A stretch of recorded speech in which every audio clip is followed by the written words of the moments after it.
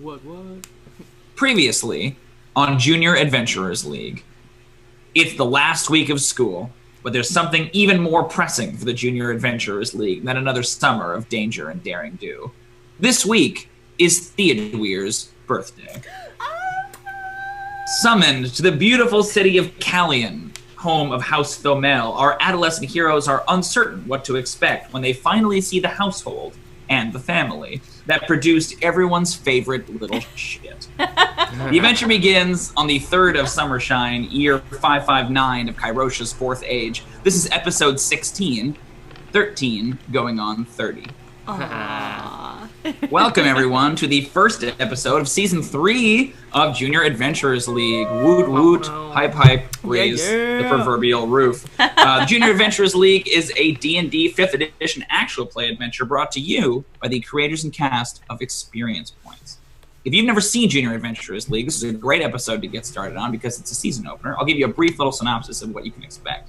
The Junior Adventurers League are students at the Gygaxian School of Future Adventurers. Now, this is a fantasy boarding school that teaches children, much too young to be adventurers, how to be adventurers. Each week, our adolescent heroes will undertake a new and life-threatening quest chosen by our audience in a weekly poll, in some cases, not in this case, that will test their skills, their knowledge, and their teamwork. If you want to be involved in these weekly polls, you have nothing to do except become a patron. On our Patreon page. Yeah, what? What? Because Experience Points, if you don't know, is a 12-part web series based on people who play D&D, scripted, coming out hot with season 2 this fall, spring, whatever it is, whatever season, who cares? Become a patron and get in on some cool-ass perks. Absolutely. If you want to participate in today's adventure, there's even a way you can do that if you make some donations. A $2 donation will get 1d12 plus 2 points of healing to one of these 4 lovely heroes. A $4 donation, $4, will get an automatic natural 20 on any d20 roll. Insane. Could be a saving throw. Could be a death saving throw. Think about that. Holy Think about that. Right? It could be anything. Could save us. I have an idea for the $6 donation, but it's something that will probably be revealed in this very episode. So we'll talk more about that later, potentially next. As an additional perk, if you make a donation during this stream, you get Patch, the patch that our players earned last week. In order to level up, our characters have to earn a certain number of patches from the Junior Adventurers League. And the last time we played the Season 2 finale, they earned the Bravery patch, which is one of the 5 virtue patches, which are not given out for any real particular reason, just when the adventurers display above and beyond virtues. So the Bravery patch was earned last time for confronting their worst nightmares. Donate today during this adventure, and you will get a free PNG copy of that. We can put that on your Twitter page, on your Facebook page. We could get it tattooed on your own face. I don't know how much you're into the Junior Adventurers League, but it's an option. Great. Real quickly, because I've already talked a lot, let's do our character names and our name and class. And we're going to save our question for later in the adventure when we get to a good point. Starting where we always start, with everyone's favorite halfling bard named Jrmi, played by Enge, who also plays Mackenzie in Experience Points. Go ahead and introduce yourself. Introduce yourself. Boy, what is there? Where do I begin? I play Jrmi, the halfling bard, who is now 10? 11. I'm 11 in this game. I'm basically a blonde Merida, or maybe I have different color hair. It changes all the time. Yeah. Great. That's who I Sweet. play. Let's move it along.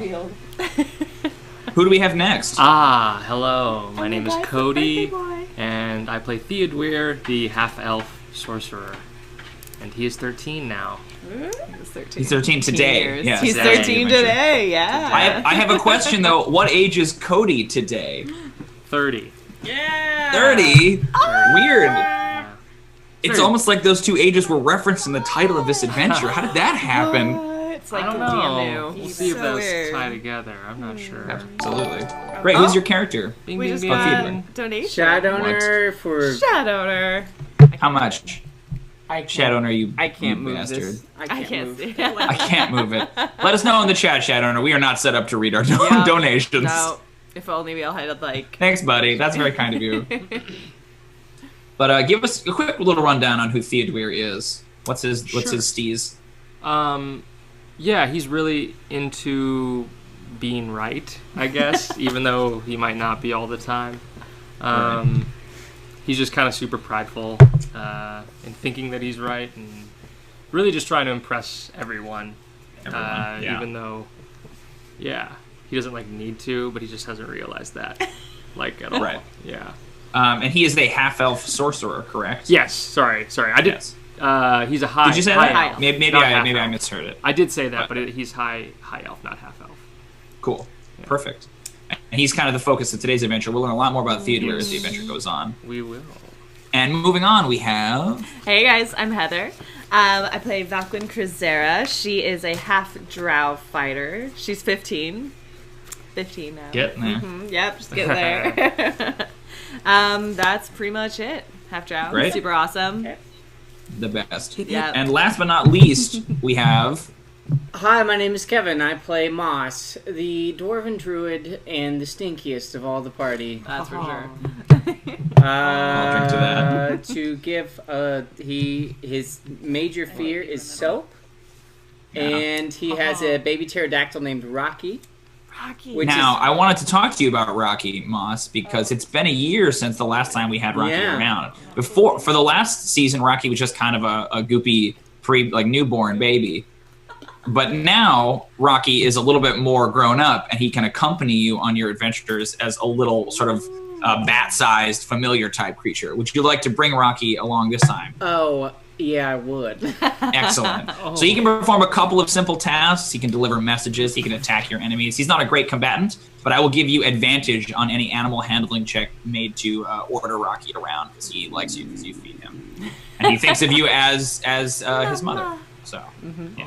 Whoop, whoop. So you said deliver messages and what else? I'm sorry. Deliver messages. He can attack enemies. Whatever you want. He can scout around. You can't really communicate with him without a speak with animals spell, but he basically can serve any function that like a trained falcon could function. He's just much gawkier and more awkward because he's still kind of a baby and is still trying to figure out flight and is just cute. Little baby pterodactyl. Yeah. The party mascot. Perfect. All right, with those introductions out of the way, let's dive right into our adventure. So as I mentioned in the intro, it is the week before school starts. And you guys are all getting ready to start your next season as junior adventurers, the last real one before the trials begin. But you are all summoned, I imagine, by some very fancy magical invitation to House Thomel, which is a large manor house in the sort of richest district of the city of Callian, a city that's sort of in the southern part of the world. Imagine sort of King's Landing or Venice is very sort of Mediterranean, very warm, a beautiful city. Probably none of you guys have ever been there, as I don't think anyone else besides Theodûir comes from money. And this is the three of you that I'm speaking to right now. Theodûir, you would probably already be at House Thomel. So in whatever state you choose to come, you guys are probably transported there magically through the school's various facilities. We basically start the adventure with you guys standing on the front door of this huge, imagine like Beverly Hills style manor. This massive, huge building that goes way up. It's like 6 or 7 stories, which is unusual in sort of a fantasy setting. It's all wrapped in ivy, and it's all this sort of like sun-baked sandstone. It's maybe like middle of the morning, and there's kind of a long queue of guests that are coming into the party. All of them so far appear to be adults. In sort of noble's finery. So what are you guys wearing real briefly? And the important question, I assume, unless you have a different idea, you're all carrying some kind of parcel or another. What does your parcel look like on the outside? And can we get any clues based on that parcel what you might be bringing towards this birthday party? Is it golf club shaped? That kind of thing. We'll start in the opposite direction. We'll start with Moss. I assume you're just stinking it up, but give us a little physical description of Moss. I'm sure, kind of like the last time I was sent to, like, finery. My parents probably, like, forced me to, like... They probably did their best to bathe me, which did not go well, seeing as I can turn into larger and larger creatures. So I think they probably gave up on that, but they forced me to, like, they combed my hair, which I'm sure I've messed up on the way, but there's still, like, the residuals of that, like, comb over, you know? And then there, which you probably can't even see because I'm sure I hid my hat somewhere on me, and hat's back on. And then I've got like, the old hand-me-down like dress shirt finery things. Like it looks like it's more hand-me-down. It's like a Weasley's 5th generation hand-me-down. Was thinking of my family and worn through my family, and now I have it. So I'm imagining like a doublet, like a Shakespearean doublet with like a clip-on bow tie. Yeah, you know what I mean, like a little kid going to like Shakespearean communion. Yeah, right. it is as basic gets when it comes to like this communion outfits. And then what about your present? The parcel that he carries is like horrifically wrapped in like smudgy paper, like maybe probably leaves like packed onto the side of it. There's a bow. It's made out of like probably a flower. It's actually probably the flower is actually literally growing on the thing. That's cool. And then there's and it's just like it's like a sphere, and it's obviously like heavy. Like that's great. I love it. Awesome. And then standing next to him is Valqwyn is in a very sleek cut, almost like dress suit, but it has very like, militaristic feel to it. It's like military dress. Like gotcha. It was like a dress uniform. Exactly, yeah, like a nice like front like fold over button. Deep blue. Parcel is like a kind of charcoal gray, about 18 inches, just like a normal box shape. It's like a rectangle. Sleek black bow on it. Gotcha. Yeah, that looks very classy. Yeah. I like it. We'll skip over Theodûir for now, and we arrive at. First of all, what is your like house color? Our house color? Oh, I think I do know that. It's silver. Silver? Yeah. Okay. I was mentioning like a silver and green, kind of a Slytherin thing. Mm-hmm. Yeah. Just in green in there? Or you think it's just mostly silver? Just as like an offset, yeah. I think, is green too, like, is that too stereotypical? I don't know. It's totally your thing. For some reason, green was in my head, but feel free to change it. It's your house colors. What kind of dragon is your house from? A silver dragon. Silver dragon? Yeah. Silver dragon, yeah. I always think more blues with silver. It could be blue. That's cool too. It's a cold-based dragon, right? Oh, that's true. They do have that cone of cold. Yeah. I don't know. The blue makes sense. Maybe silver and blue. Then. I think traditionally silver dragons have blue eyes, and that's perfect. In the way they're drawn and all that stuff. I think that just makes the most sense. Yeah. Like, I love it. I get where you're going with the Slytherin green. I think I'm just thinking of Draco, so I think it's probably better to differentiate them and say that it's blue instead of just doing the obvious one. Maybe his room is just a bunch of green. Cody also loves the silver and blue color. Oh yeah, like, that's a very Cody combination. Yes, that's sort of a blue lightsaber situation. Yeah, for sure. Okay. All right, so Jrmi. Silver and blue. Okay, cool. So I'm probably wearing anything silver or blue that I own, no matter what it is. I have it all on. My hair is also probably half silver, half blue. I just really like these. Yes. And then your gift, it's 2 boxes that like should be very simple to wrap, but again, it's just anything silver or blue that I could use to just like wrap it together. So there's a bunch of bows and like paint maybe that I just painted on the boxes. I'm imagining that there's like you had a pair of blue socks, so like those are incorporated in some way, right? That like some of it isn't wrapping paper, just whatever blue and silver you had. I like that you took the brush maybe and like tried to paint anything that you could with it, like anything that resembles hair on the item is like painted. It sort of half worked. It wasn't perfect, right? Yeah, that's great. I'm the best tailgater. Yeah, you look like you're going to a football game. Absolutely. So you guys are in this long queue of all these adults are kind of like talking and simpering with each other, and you're definitely the only kids in sight as you're kind of like slowly like shuffling up the queue. Let's get just like a minute or two of RP, and then I'll get you guys into this party. Wait, did we all teleport here at once, or were we like? I think you probably all came at once. I don't know if you guys have individual teleportation. You probably went to the school and then they teleported you here. Yeah. Gotcha. Moss, there is a frog on your head. Yeah, that's Leopold, and I brought him with me because I don't know why. Well, Rocky's eating Leopold now, so you might want to look. Yeah, Rocky's kind of flapping around trying to get at Leopold. Well, that's what Leopold is around for. Rocky's got to eat too. Fair enough. I mean, you know that someone who might mention something about a little baby pterodactyl. No, everyone here looks pretty much not paying attention. So. Fair. Yeah. Hello!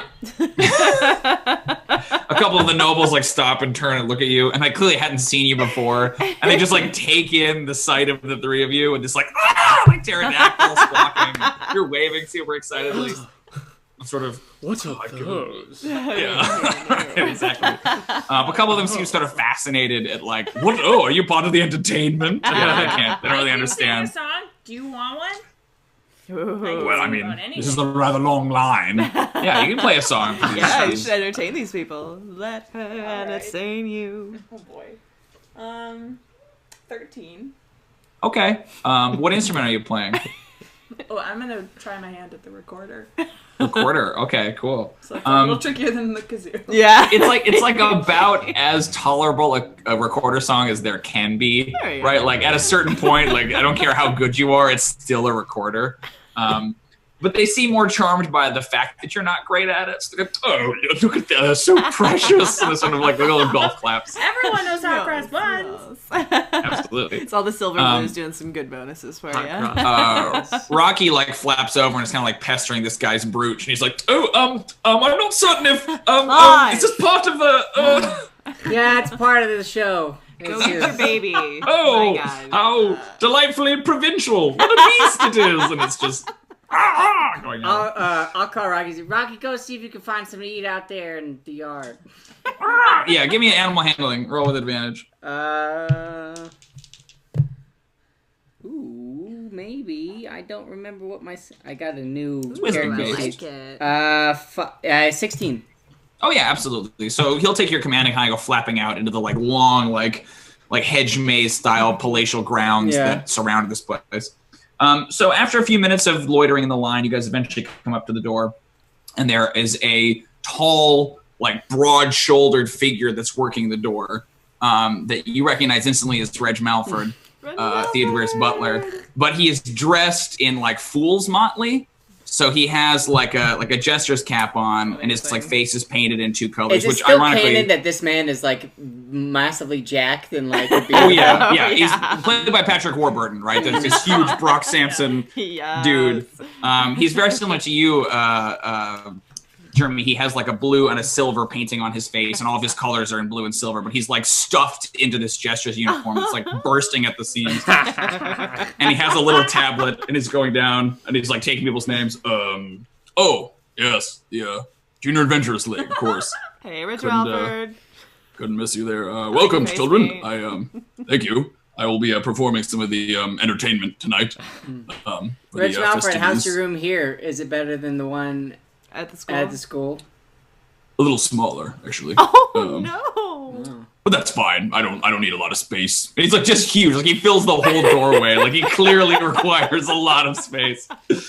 I'm very happy you could come. The master is a little put out, shall we say?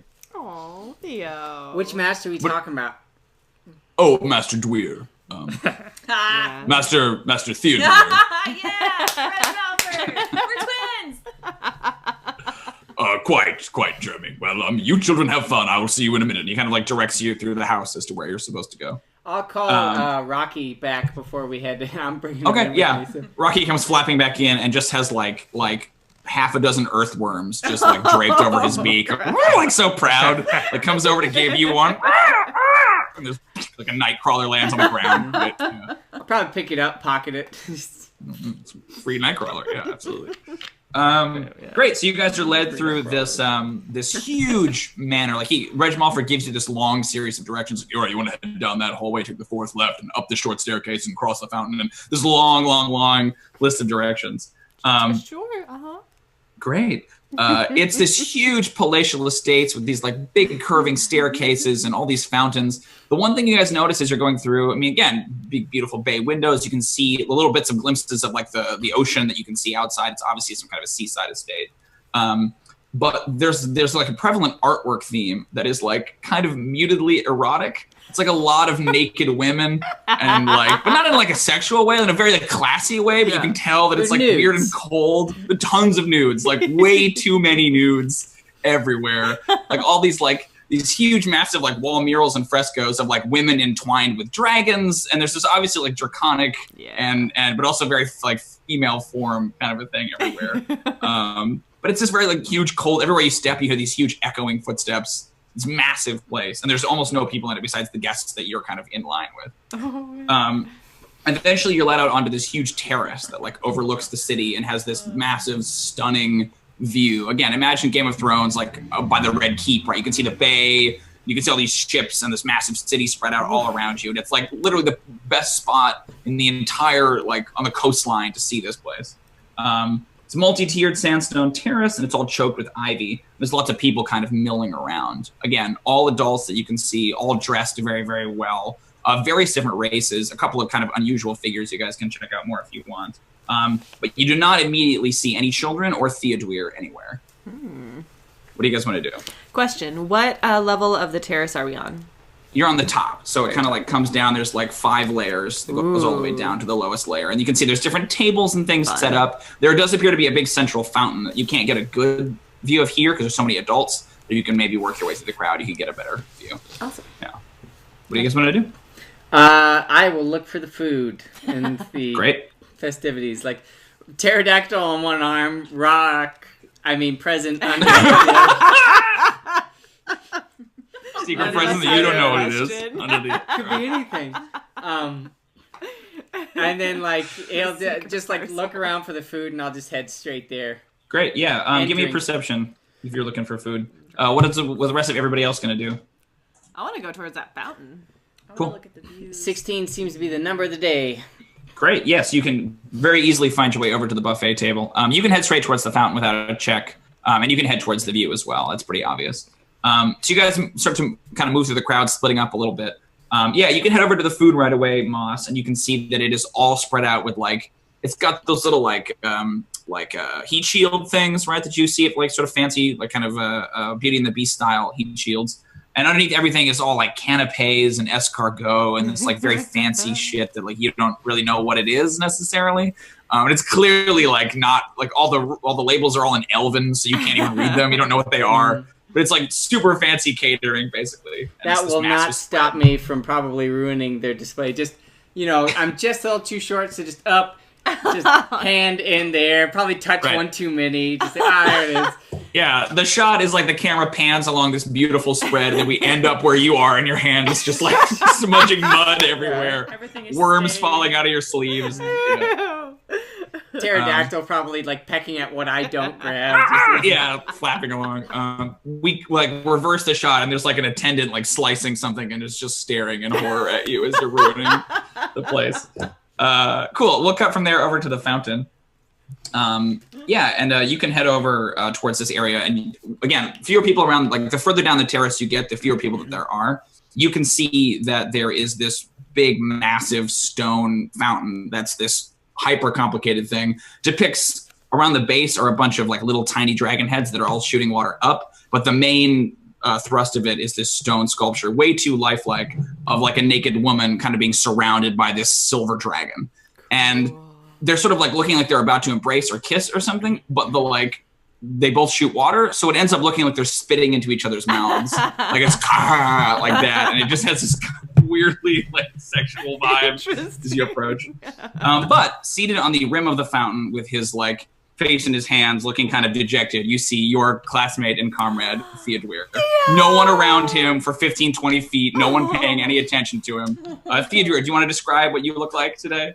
Yeah, sure. So he's probably wearing, he's probably like decked out in some kind of silver and blue kind of robe. Yeah. Maybe it says his name on the back or something like that, like stitched on the back, embroidered on. It's like, yeah, absolutely silver embroidery. Yeah. Birthday boy underneath. Yeah, exactly. Happy 13th birthday underneath. Yeah.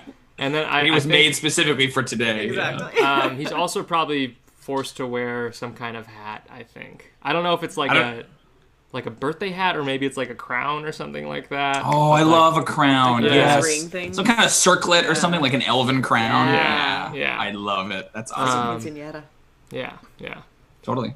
Yeah, he's sitting there. What do you want to do now? I've definitely run on over. Hey, man. Oh, what? Happy birthday. Oh, my. Oh! He's probably like really surprised that anyone is here. Yeah. Yeah. So Yeah, he's probably like, oh! I'm not here. You're not there? No, I'm just there, you? yeah. Just I Val, didn't yeah. see you. I got something for Val, you. you came! I hand the parcel over. Oh, a gift. And what is it exactly? It's is it a a dagger. But is it like wrapped in something? You tell him what it is, and it's wrapped up. Yeah. So you're holding it for like 3 seconds, Theodûir, before a servant materializes out of nowhere and snatches it out of your hands to the present table, and they just disappear. Right? Like you don't even get to hold it for a second. Sorry, it's just gone. I'll have to open it later. Okay. That always happens. No, Don't worry. It's like just want. Thank you so much for coming. I'm sure it was.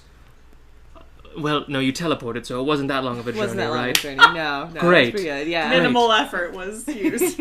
Really, I tried to make it as easy as possible for anyone to come if they really ever want Yeah. to. Yeah. It was really easy. Oh my god. Why are you sitting on the fountain alone? Oh. This is my favorite spot at home. Where are we exactly? We're like At the sitting- So you're on the terrace. You're like on the balcony, right? Like the patio, effectively overlooking the city, and you're sitting by the fountain. Yeah. This is like where the party is taking place, kind of in your equivalent of the backyard, effectively. So teleportation probably isn't cheap, and your family probably paid for like anybody who ever wanted to come and back. Round trip, they paid for all of it. Like a flight. And Nobody took you up on it. 3 of us paid. You invited like the entire school, right? Like We paid for like all of those thousands. This is my favorite spot in our place. You see, sometimes there can be a lot of commotion inside with all of my parents' business and such, and so I like to come out here and have my thoughts and myself. Where's your monster manual? My monster manual. Yeah. Oh. I thought that was your what you like to read. Could it be on me? I don't know. Sure, yeah, of course. Is it Just maybe like a random book. hidden away? Yeah. I mean, you could be sitting there reading it if you want. I don't know. It's up to you, dude. That's true. It's like a new book of spells you just got that day. What time of year is it? Is it close to like the school like year It's starting? the beginning of summer. It's like the last week of school right now. Yeah. Okay. My monster manual. It's upstairs. I've read it all again, so I'm giving it a break again before I start school up. Or I read it again alone. Before I read it sadly, again. in my room. The tear-stained pages. The most tears are on any page that's like animals that live in herds or like have like social groups, right? They're like, that's where he's cried the most. Okay, so we're gonna cut real quick from there over to Jrmi. So Jrmi, you can go over to the balcony, which again is made for elves, so it's like at your eye level, right? Like a baby halfling, you can't even really see over it. But you have to work your way through all these different crowds to do it. Of all these adults kind of milling around. Give me a perception. You might notice some people in the crowd. No. 5. Okay.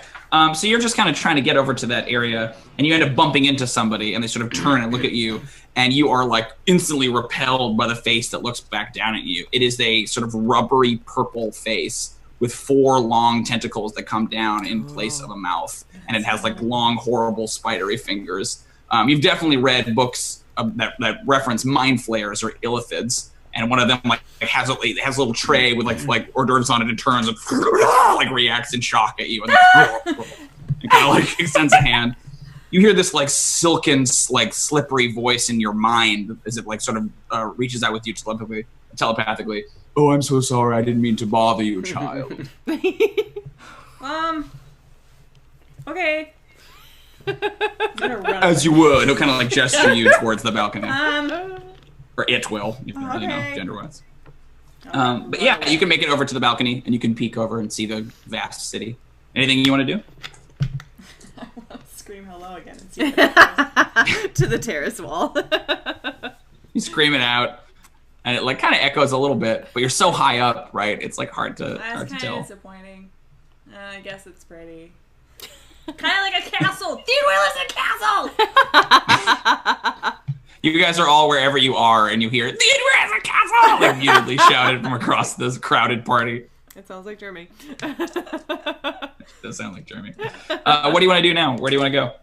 Stay here or go somewhere No, else? I'm gonna go. I'm gonna try and find the other people since I can't really see anything in it. Okay, cool. Yeah, you can eventually wander your way back. Moss, what are you doing now that you've pillaged the food? Moss has probably like finally been shooed away, like not shooed, but politely encouraged to leave. Yeah, politely encouraged in a strong fashion. He's probably got like, he's got the parcel, he's got the pterodactyl, and like as best he can, he's like dropping food and like like the little trail. Yeah, just walking through the party, like shoving like treats, and doesn't matter what Ridiculous. it is, he's eating it Perfect. all. And give me a perception check, Moss, as you cross the party. Oh, ooh, 23. 23. Okay, Or cool. 22, So you see a couple 22. of things that the rest of the group doesn't. The Rocky in your arms like sort of sits upright and reacts sort of viscerally to something as you're crossing the party. You kind of come around a bend of what looks like a bunch of like, topiary or something, like sort of a big hedge. And like half curled around it is this massive draconic form. It's probably about the size of like a stagecoach, and it's clearly a dragon. It has sort of copperish scales, and they're all kind of done up in jewelry.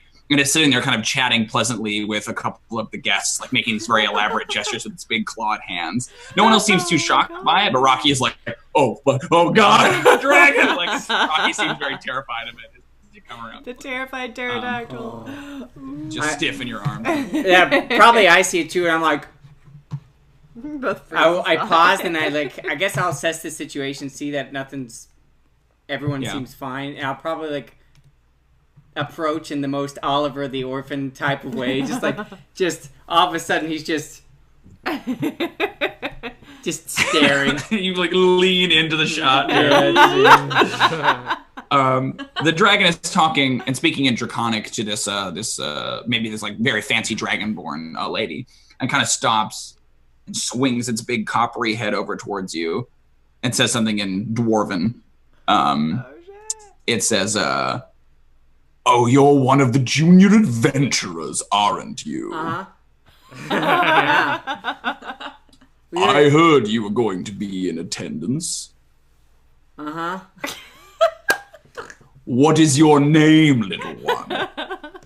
Oh, well, my name's Moss, but people call me Moss. It's like big serpentine head like comes right down next to you, and you can like feel the hot breath of this dragon as it's looking you right in the face. It's lovely to meet you, Moss. All of its huge teeth working as it talks. Oh my gosh, yeah. Moss is probably just like, oh wow.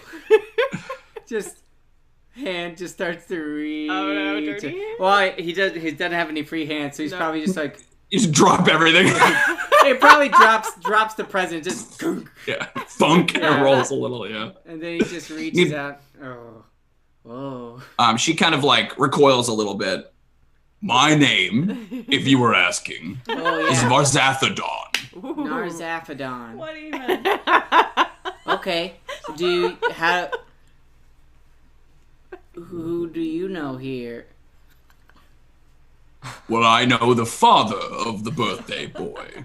It like says that in the most like obvious, like who the hell else would I be here for? Well, okay. You see him, she kind of sniffs away. Oh my dear. She kind of like brings her neck back up. It's been most pleasant to meet you, junior adventurer. And like kind of tries to shuffle away. Okay. Bye. She gets a good whiff of you. Yeah. Burns. Yeah. All right. Wow. Awesome. That was awesome. So we cut back over to the fountain. Jrmi, you arrive, and in order to get there, you have to cross it sort of in between another little cluster of people. And you see that there are two. First, you think you've arrived because you see someone who looks almost exactly like Theodûir when they turn around, and you realize they're much too tall and that they're actually female. There are a pair of elven women standing about maybe 30, 40 feet away from the fountain with their little plates, and they're kind of speaking conspiratorially in Elven. They have like long silver hair, kind of Galadriel style, and these very like beautiful blue and silver gowns. And they're like speaking in Elven and kind of pointing over towards the fountain and giggling. And when they see you, they both sort of stop and give you the most like Lindsay Lohan Mean Girls look. Right, these two like almost identical Elven girls, probably like 18, 19 years old. Sure. A little too cool to be here. Can we help you? Oh my god, your dresses are so pretty! Hi, my name's Jrmi. And I'll take their hands and just shake them. Okay. It's touching me. It's touching me. One of them says to the other. Have you seen Dwyer around? Because I have things for him. Oh, you must be one of his little friends. Yeah. Oh my gosh, Probably Heather, his best one after just Moss. darling. What'd you say? Probably his best one after Moss. Maybe, I don't know. Oh, I can tell. Who made your dress, my dear? Me, and also my mom helped, and 2 of my siblings. I can tell. Good. It's one of a kind. Well, your very best friend in the whole world, Theodûir, sitting right over there with some half-breed. Oh, that's Kind of gestures over towards. That's who it is. Okay, thank you. I hope we'll see you later for the festivities. Yeah, I'll be here forever. I'm never leaving.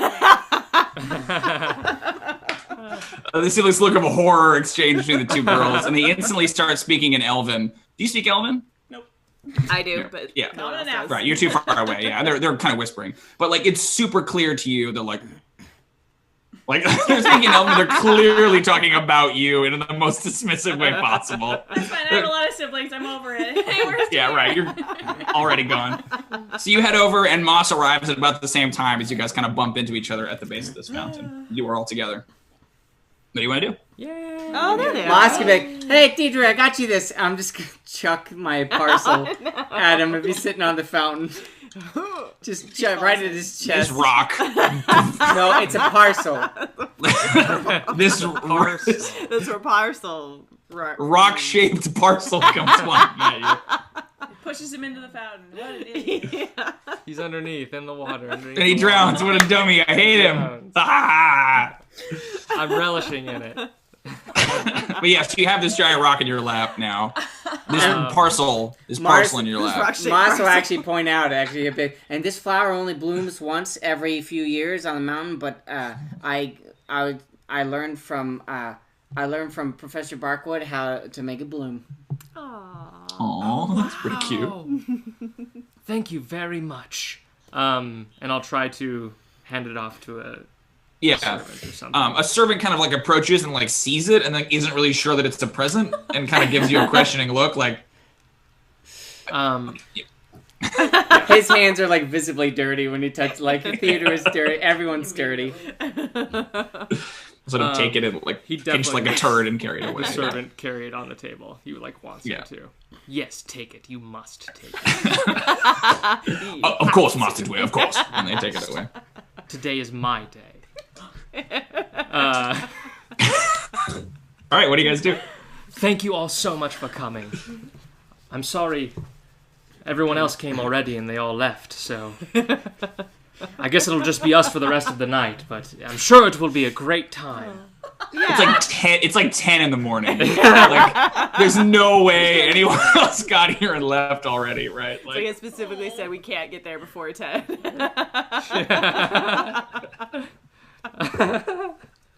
No one will be welcomed until 10.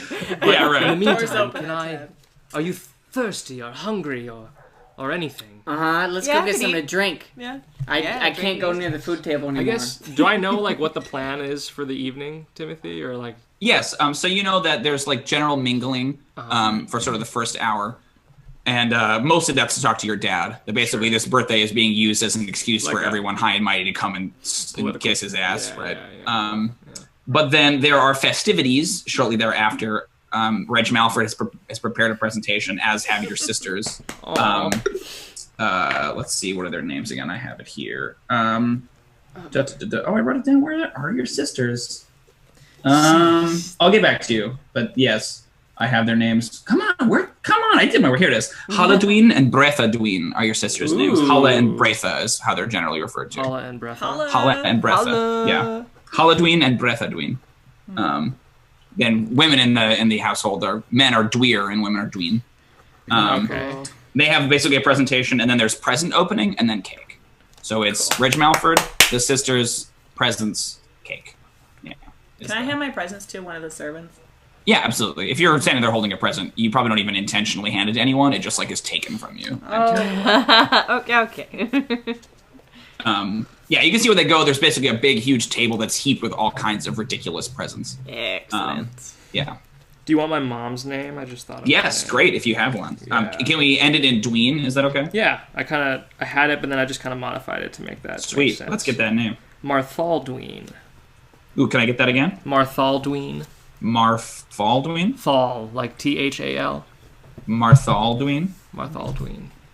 Cool. Marthaldween. Got it. I've housed them out. Perfect. You know that your mother is not present, okay, but she did tell you that she had a very special surprise for you. Aww. Yeah. So you're expecting something, whether it's a present or an appearance, you're not sure. Can I do an insight check on that, I guess? Yeah, go for it. Okay. I rolled pretty high. I know what this means. Well, my insight is shit, though. So I got a 17. Okay. Well, you know that she is basically on like urgent business in the Feywild, which is like another realm of existence where a lot of Fey live and where the sort of elves are originally from. So you're imagining it's going to be some kind of like awesome present or something from the Feywild. You're like, oh boy, I can't wait. That's where all the really good shit comes from. Right? It's like your mom is like going to Disneyland for you. Effectively, right? All the most magical stuff comes from there. All the cool elven stuff comes from the Feywild. Wow. So you're imagining, she's been in the Feywild for the past couple of months. So like, it's gonna, if it's a present, it's gonna be the good shit. Yeah, absolutely. Great. What do you guys want to do? So Theo, are there any secret compartments in this? Oh my god, are there? Castle, like... Oh my gosh. Are we talking about secret passages? I want a secret passage. Oh my Show god. us everything. How do we get everywhere in here? There've got to be, like, underground stuff. There is one spot. I don't know. Is there Oh, sure. It's up to you. I feel like a lot of stuff in the house is probably magically done as opposed to being, like, stonework. So I feel like there's, like, teleporting ways to get around, right? But I don't know. It's totally up to you, dude. It's your house. Yeah. That's just my instinct. Oh, cool. Okay. Show us your home theater and your bowling alley and all the other good stuff, you rich people. The mini roller coaster in your room. Do you want to see a boat? We have another boat inside of the boat as well. What even? I would love to see the boat inside of the boat. Darzovian nesting boats. Yeah. Like boats we inside also of have a boats. garage, and there's a house inside of the garage. I love the idea that like each yacht has a pool on it. On each pool, there's Right. Each pool has a smaller yacht in that pool. Yeah. Until you get to like a sea-doo, like We on the use very this last once every 5 years. You have a yacht for every like day of the week, right? Yeah. This is the Monday well yacht. spent. Yeah, I mean, if you want to take them on a tour, that's great. What kind of stuff do you show them? Like, you have about like an hour in game before the presentations begin. And there was all those nudes on the wall that we could go by. Maybe some secret passageways. I think like it'd be so funny if there was like I have to pull some sexual object to open some secret passageway. It's like right into like here, my father's secret little thing Yes. that I'm not supposed to go in there. Like 1000%. You also probably need a boost or like a levitate spell or something to reach it, right? Because it's like man size, and so you have to like grab and turn or something like that. Like, way too sexual. But you're like, you don't understand that it's sexual. So you're like, you got to do this, right? Like, look inside. It's like no one as so like, innocently all of us are just like looking back at the Weird. thing he's grabbing. It's like, is that? Val's getting all hot and bothered. Yeah, like, just like, ooh, I'm just old enough. No. Yeah. I'm sure my dwarf upbringing is just like that. Just doesn't seem time. practical. Right. You don't even like recognize them as women because there's no hair, right? Like they're completely hairless. You're like, I don't understand what I'm looking at. It's Are like, you, like, it's, really- it's intriguing in its like alienness. And yeah, it's craftsmanship, but you assume, lingers way too long. Every time he's about to ask her, so what is the dragon do? Nope, we're moving on. You're never given a full explanation. No, don't worry about it. Yeah. So what kind of stuff do you show him, Theodûir? What does this look like? I Where do imagine you it's take like it? one of my father's like secret offices or something like that. Sure, like yeah. a place that I'm not supposed to go into. Like don't ever go. Give me stealth checks really quick from you guys just to do this. I'll give you advantage because the house is empty. Oh boy. Oh no. Even with advantage? Yeah. Ooh. I got a gentleman's 10. I got 19. 18. Okay. Woo! The ladies be stealthy tonight. I got a 6. Okay. There are enough of you that succeeded that we're gonna count that as a success. But there's like a scary moment when your sisters kind of like pass by the area where you're going to go, so you guys all have to like freeze in place. Like go and poses on the wall. Yeah, right. And they're just kind of chatting, and they move past, but you are not caught by them. So yeah, you can take them into the secret inner sanctum. Behind all booby walls. I had this weird hit that Val would really want to like close the door after she saw how I opened it. Like, just like I got this. Don't worry about it. Let me just close it. I got it. Just wait. I got it. Let me do it. No, I got it. Just leave me alone. I got it. Don't look at me. Okay. Give me a moment. You guys go ahead. I'll give you a minute. Did you see how I did it? You know how? Oh yeah, I got it. Thanks. It's really paying really close attention. Now let me do These two foreign objects, I don't understand them. Yeah, I get it. Yep.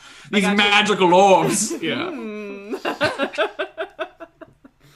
So yeah, you take him into the inner sanctum, right? And it's it's a summoning circle, and you can talk about that, and you can show him all his like stuffed beasts that he's slain. These kinds of things. Are there any maybe there's like in there? Some like shrine. Well, yeah, there could be like something on display. Maybe I also imagine like maybe there's like a shrine of like the dragon that we like our family dragon or whatever. Yeah, definitely. And I could tell them the history about that.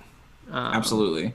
There are definitely weapons on display, but you would know that he basically has permanent alarm spells put on anything valuable that if you touch it, it will. Oh, sure. Not that you couldn't try to like monkey it out of there, but there's all kinds of like big elaborate Conan the Barbarian style swords and things, right, all hung up in these different areas. But you know that everything is like Theodûir would be very careful about this is magically trapped and this is got an alarm spell on it, and if you do this you turn to stone. You're probably like super vigilant around me, so don't touch anything. Just hands in pocket. Swear to God. Which one? All of them. all the gods. I probably before we went in there, I actually probably let Rocky go on the balcony. Just flapping around. Yeah, just flapping around out there, just being a nuisance. But totally playing in the. I wonder if there's is there some object that really like allures me or something? I don't know. Like it's up to you. What do you think Theodûir would be the most interested in out of all of his things? Spellbook on a pedestal. Like something like I feel like there is something there that. Well, your father. He's probably got some really dangerous stuff if that's what you're interested in. He's probably got like the forbidden library, like the forbidden section stuff, right? I imagine him having like a contained sphere of annihilation. That's awesome. Something like that. Yeah. It's just like a big black orb that's in like a glass ball. It's always kind of like faintly thrumming a little bit, right, as it's trying to get out. Can they see it? Can I try to like show them that or something? Oh, of course you can. Yeah. But it's in like a glass case, right? So if you try to like disturb it, it can potentially break and like bust open. Yeah, and like destroy. And it's a black hole, effectively. Yeah. Right. No more. So I would like bring them close to that and almost try to scare them a little bit. Sure. Like, yeah. This payback. So it's just Jrmi's it's just this story. This orb of pure utter blackness encased in glass, and it's like maybe floating above a little pedestal. And Theodûir, you would tell them you can't get within 5 feet of it or whatever without the alarm going off, but it's just kind of like faintly like throbbing and shaking inside this little glass ball as it floats there. Yeah. Awesome. So dangerous. Right? It's just playing with fate. Dangerous. Yeah. Yeah. Basement. You're not supposed to be here. This isn't for children, right? Like, if your father found you here, he would, banish you to a demiplane or whatever, right? Like, you would, yeah. I love the idea that you get. So there's a spell called Banishment, which is a 5th level wizard and sorcerer spell, where you just get like sent to this little pocket dimension that's just you. I love the idea that that's how you got grounded. Oh, like he would banish you, and you just be like sitting in just white, like Family Guy purgatory, like doing nothing for hours, and then you come back like, have you thought about what you've done? Yeah, I didn't know there was nothing there. Really, all I could do. Right, exactly. That's wonderful. Right. The idea of like I love the idea of old sorcerer dad. His parentage is so overtly sexual, but taught him nothing about sex. Yeah, and I guarantee my family is so like because they're dwarves and they're just like it's just sex, whatever. Who cares? You just do it out there in the dirt. Yeah, absolutely. So I grew up just knowing. I'm just like I get it, but I don't get it. Like why is? Yeah, but you don't understand when everyone's fascinated by it. Yeah, whatever. Hilarious. So you guys are kind of hanging out back there when you hear sort of a magical little bing, bing, bing sound, which is an indication to you that the festivities are about to begin. Quickly, we must go. We have to get out of here. Yeah. None of my friends have seen this part before. Great, yeah, so you guys can like quickly make your way back. Let's do one more round of stealth checks just to make sure you guys don't get caught sneaking out of the do we still get the secret booby door. Do we get advantage? Yes, you have advantage again. Yep. Yeah. Oh god. I did better. 12. 9. Okay. 23. Nice. Ooh, 17. Okay, yeah, you guys are fine. There's a moment when you... There's a moment when you guys are bickering about who's going to open the door. You're almost like running ahead of me. Yeah, like, no. Let me get it for you. It's your birthday. You shouldn't have to do it. Gross. But you could open it for the... But like, again, there's also a carving on the back side. Like, it wouldn't need that, but it is that way, right? Like, why wouldn't there just be a lever on this side, but it's 2 boobs again? It's Like, wait a minute. It's just 2 boobs on the walls. Yeah. It's just not a sculpture. It's just 2 boobs. Oh my Dad's weird, man. so You got a bad. weird dad. That hurts so bad to laugh. Oh my god. But you go through the doorway. Oh my god. And Right at eye level. you're just closing it. When you see that, like, you hear the sound of like bells, little bells jingling as someone walks across the room. And you can see Reg Malford in his costume, like, enters the room at the exact time that the door like closes, and you're no longer doing anything conspicuous. About like pulls her hands off the tits, right? Like at the exact moment. And he's got like a big like trunk under his arm as he's walking through, and he's like ringing a little bell, and it's clearly what's making the sound all throughout the place. He's so And he turns. Oh, there you are. Good. Well, the festivities are about to begin. Are you ready, birthday boy? But he gives like a big Patrick Warburton smile. Shut up, Reg Malford. Yes, I'm ready. Of course, Master Dwyer, of course. And that is where we'll take our break. We'll be back in 5 minutes with Theodûir's weird birthday party. Now that we got all the gross sexual stuff out of the way. No, not even close. Oh no! Even more! As you approach the door, however, a pair of castle guards clang their halberds together to bar your passage. No admittance. Do we recognize them? The one on the right? No. The one on the left is Cermak with the serpent tattoo around his neck. Good, one of the Viceroy's fucking creatures. I said no admittance. The adventure begins on the 10th of Harvest Home, 929 of Kairosha's Third Age. This is episode 30, Sisters of Steel. So we're going to jump back in a few minutes after we left. You guys are back out on the terrace. Everyone is gathered around. There's kind of a big crowd of all the party guests. You can see that the Mind Flayer is there, as well as the dragon and a couple of other luminaries. Seated in like a place of honor is someone we haven't actually met yet, although he has been here, is Control-Deer of House Thomel himself, dressed in, a very like you would imagine something very ostentatious, but his clothing is very plain and simple. He has like a blue robe with like a silver laurel that comes down, and he's got his little circlet on his head. Very, very short silver hair, almost kind of sculpted to his head, which is kind of an unusual elven style. And he's sitting in his sort of like wicker chair that's out on the patio, looking very stern and kind of emotionless. Seated either side of him are his 2 daughters, Haladwyn and Haladwyn and Brethadwyn. And then, Theo, I imagine you're up near the front at some sort of other smaller table, potentially with the junior adventurers, if you want them to come sit with you, basically at the kids' table. Yeah. Yeah, perfect. And you guys are all kind of processed around, and you can see that in front of the fountain is Reg Malford has kind of set up his little shop, and he's going to do his little performance. Reg Malford. So he starts with a little bit of like banter and kind of tells like an embarrassing story maybe about Theodûir in the beginning, sort of to like warm up the crowd. But he's a little halting, a little awkward about it, and the crowd is kind of like, oh, okay, good. We're doing the kids stuff now. Great. I was really excited for the kids stuff. We all came here for. Yeah, absolutely. There's a lot of side chatting and stuff. He starts with these 3 balls, and he starts to juggle. And you discover that oh my God, he's an incredible juggler. You've never seen him do anything remotely like this. I mean, he looks ridiculous in his costume, but he just suddenly starts to move these balls in the air, and it's this incredible back and forth movement. It starts kind of simple, and then the balls in midair start to turn into other things. They turn into knives and things like that, and it just becomes this ridiculous display. And then they're flaming swords at one point, and he's like throwing them out of the audience, and they're like swooping on everyone's head and then coming back. And he's like, Theodûir, you're aghast. Like, you had no idea he has these abilities. And he's just like, he's making jokes and tossing them around, and it's suddenly this suave like performer. His career as a butler is obviously wasted. He absolutely should have been a performer.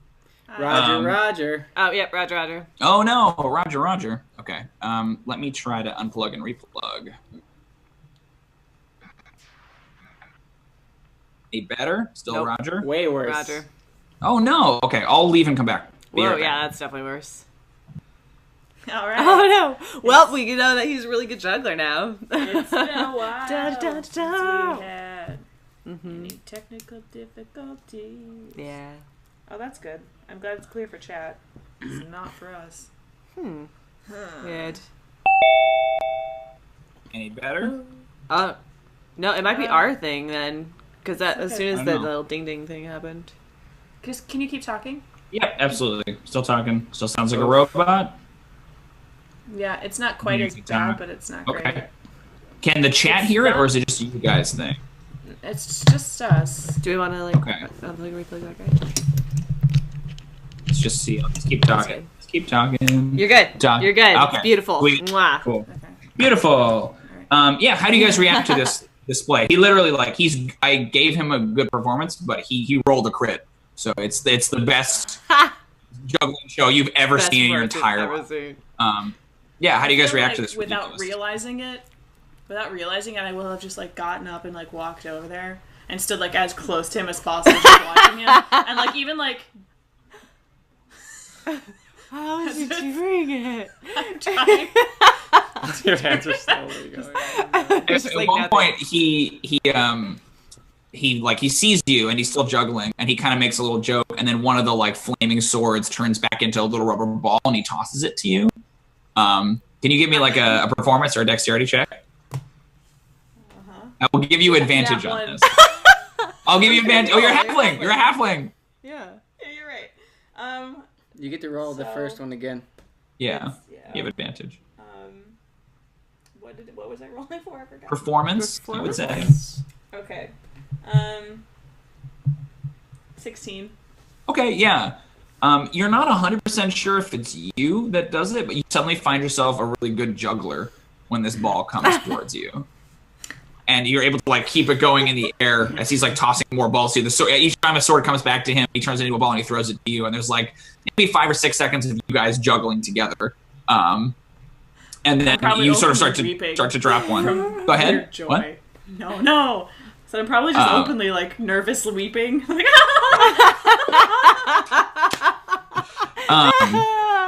so you drop one and it bounces, and then in the air it turns back into a flaming sword, and he reaches his hand out and catches it and just puts it back in. How about a round of applause for the halfling fan, folks? And people start to like, oh wow, okay, wow. That was surprisingly good. Like everyone's amazed. I'll just sit there. Yeah, right. He wraps up the juggling, and then he sort of approaches the kids' table, and he takes out a little wand. He goes up to you, Moss, and he says, now I know you've already brought a little friend, but what would you say is your absolute favoriteest animal in the whole world? Badgers. And he kind of waves it back and forth, abracadabra badgers, and he points at the desk, little table, and this tiny little blue illusory badger appears, probably about the size of like a roast chicken. It scampers around and starts to like crawl up your shoulders and back down, and just kind of like scampering around you. Oh my gosh, look at it go! Rocky kind of reacts like, who is this? And like comes in to like peck the shit out of the illusory badger. It doesn't affect the badger. It's kind of like a little hologram on a loop. And he goes over to you, Val. And what about you, my fine lady? Dragons. Is it still being robotic? No, it's just like skipping. Sorry. Weird. We can still hear it though. Good. Yeah. Cool. So he'll wave abracadabra dragons, and as he waves, a tiny little dragon appears and starts to flap around your head in a kind of similar, like almost like an animated GIF. Like it's the same animation. It kind of skips at one point as it loops back to the beginning. He'll go over to Jrmi. What about you, Jrmi? Bunnies! Bunnies! The abracadabra bunnies! And a little rabbit appears and starts to bounce around. At this point, the adults stopped caring. Like, they're off doing their own thing because they don't care about illusions. Now, I happen to know for a fact what your favorite animal was when you were a little tyke, Theodûir. And he waves his wand back and forth. Abracadabra unicorn! And a bright pink unicorn leaps out of the wand and starts to prance around, paying. Would you believe it or not, when this guy was barely born, all he wanted in his bedroom were unicorns. Little stuffed unicorns. He wanted unicorns on the wall. That was all he liked in the whole world. You're probably too young to remember that. That was almost your first word, wasn't it? Unicorn? You have no memory of this, Steve. No. No.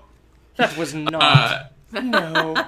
You turn and you see your sisters are dying with laughter over there. Just pointing and laughing at you and having a great old time with it. How do you react to this, Theodûir? He's probably getting a little defensive. He'll definitely shout at his sisters. Can I try to do an intimidation check or something like that? Please do. Okay. Oh, not bad. Let me see. Oh, mod 19. Oh. Ooh, what do you say? How do you put him in their place? Can I call out what they're wearing and make fun of their wardrobe absolutely. or something like that? Sure. It's going Mean Girl vibe again. Yeah. Just so you some cutting, some unusually precise criticism of their fashion sense, right? Some weirdly oh, what is it after Labor Day? Some kind of a joke like that, yes. Right? That cuts right through. They're laughing and they stop and they look at you and are just both scandalized. You see that you're talking one in particular or both of them? I guess maybe I call out one in particular just to get their attention. Yeah. And so you call out maybe Hala, and you see Braith sitting behind her, kind of what? Makes kind of laughs with you at her. You sort of manage to divide and conquer them. Hala turns and looks at her sister and says listen, he's just calling them like he sees them. Have a little moment, right? But yes, you managed to shut them up completely. Great. And there's only one trick I have left, and it's less of a trick, more of a little party favor, if you will.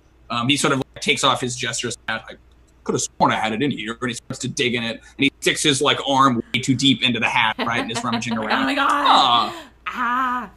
Here it is. He pulls out a tiny little box, and it is red with sort of a red ribbon. Now this is for one of the four of you. Who would like to claim the first one? Mate. Oh. I saw the dwarf's hand first, so he tosses you the red box. Moss, you can grab it. Which is now no longer completely red. Nope. Now it's a little brown. Instantly dirty. Yeah. He kind of goes over, oh, I'm sorry, Val. I knew you wanted to. Oh. And he reaches behind your ear and pulls out another box, seemingly from nowhere. This one is yellow. Now, who wants the yellow box? I don't know, I like red. I'll take it. I'll take the yellow box. You can't have all of them, Moss. Oh, you already have one, Moss. Here you go, birthday red, boy. The yellow box for you. Oh, that's not red anymore. No. Thank you, Reg Malford. Oh, excuse me. Oh, I don't feel it. She sneezes and there's a green box in his hand. Now, who would like the green box? Who? I'll take it. No one? To Valqwyn it goes. That one came out of your nose. I want that one. I know, it's actually cleaner than that one. Yeah, that's true. It's perfectly pristine. Now, I could have sworn I had another one. He looks in his sleeves, and he ends up shaking his sleeve, and the fourth box rolls out. Now, this one, the blue box, is for you, Jrmi. And he hands it to you. Go ahead and open them whenever you'd like, with just a little token of my appreciation. You're putting up with my silliness. Yeah, you can shake it. It's got kind of like a rattle, like there's something solid inside. Definitely rip it open. Cool. You rip yours open, Val. You had which color did you have? Green one. You had green. So inside is a tiny little carbon figurine. It's probably about this big, and it depicts. It's all in green, like sort of a dyed green wood, and it depicts sort of a squat creature. It almost looks like a bear, but it has an owl's face. It's got the head turned to the side, like that. It's an owl bear. It is an owl bear. Mm-hmm. You guys want to open the rest of yours? So you have red, right, Moss? So you open yours, and it's similar to a little wooden figurine dyed red, but it's a little ball, and it has one big eye in the center, and a bunch of teeth, and then a bunch of eye stalks jutting out from the top of it. Whoa. Beholder. Yeah. You have the yellow one, correct, Theodûir? I do. Yours is a little tiny sort of crustacean beetle-like creature. It's all yellow. It has two big antennae on the front and like kind of a big forked tail. You would recognize this as a rust monster. Yeah, which is one of the four heraldic. As you're seeing them, you see that the owlbear and the beholder and the rust monster are three of the four heraldic animals of the Gygaxian School of Future Adventurers. Kind of like the four houses of the school. And then it's pretty clear to you then which one yours is, Jrmi. It is a little tiny blue cube with a couple of skeleton bones and like a sword carved on the inside. It's a little tiny figurine of a black cube. So you guys would recognize these as the four. Now, they may seem just like simple toys, but I think you'll find a little more than meets the eye. He gives you all a knowing wink. And that's all for my performance. And he kind of bows. A few of the adults are like, oh, he was still talking? Like, okay, here you go. They don't really pay much attention. You guys are Right. He'll bow and bow. Yeah, what do you guys want to do with your little figurines? Can I do an Arcana check on mine? Yes, you can. Yeah. Can I activate mine? Well, how does it activate? Grow. I like the gelatinous cube. Bezoars. Bezoars. What'd you get on your Arcana check? Mod 20.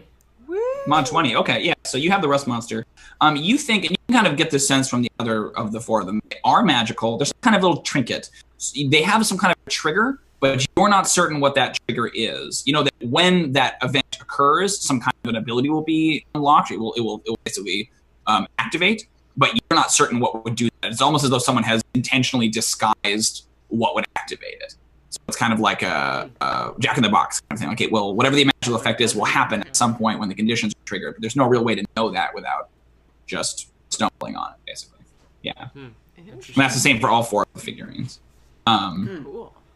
To be like the curtain a little bit, if you're out there in the chat, this was the thing that Shadowner wanted to make his $100 donation to include a little mechanic called, I believe he called it Peddler's Gambit. He wanted to introduce magical trinkets to the party that would have some mysterious benefit. Yeah, this is kind of how I interpreted it, buddy. Let me know if you think it's cool. We won't talk about the big party favors. We'll see what they do more down the line. They're kind of meant to be one of the through lines in season 3. You guys have these little tokens. So yeah, check it out. It should be pretty cool. You also, real quick, Shadow, if I have you, donated $6. So were you intending to activate the secret $6 donation thing? Because if so, let us know, and I can work that into the adventure. If not, let us know what that $6 donation goes towards, whether it's healing or natural 20s, whatever you want to do. Awesome.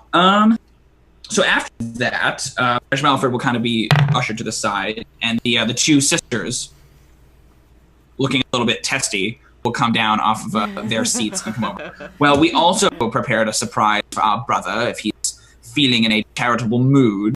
We'll kind of give you some sass, Theodûir. I mean, if you wanted anyway, you don't have to do it. It's just a long-standing tradition in our family. Can I ask something? Did yes, what's up? Halfling, did she change her? Did she change her wardrobe? Oh, that's awesome! Yeah. So when you look back, she somehow magically changed her clothing, right? You didn't see her change, but she's wearing something different, right? It's still the same colors, but she's in a completely different outfit. It seems like daring you to comment on it. Yeah, that's great. I'll. Can I or no? Can I comment on it? Oh, do whatever you want, of course. It's your birthday. Okay. I guess I'll say I'm definitely in the mood. I'm glad to see that you finally now are dressed for the occasion, Halfling. Something like that. Intimidate, and I'll give you advantage on that.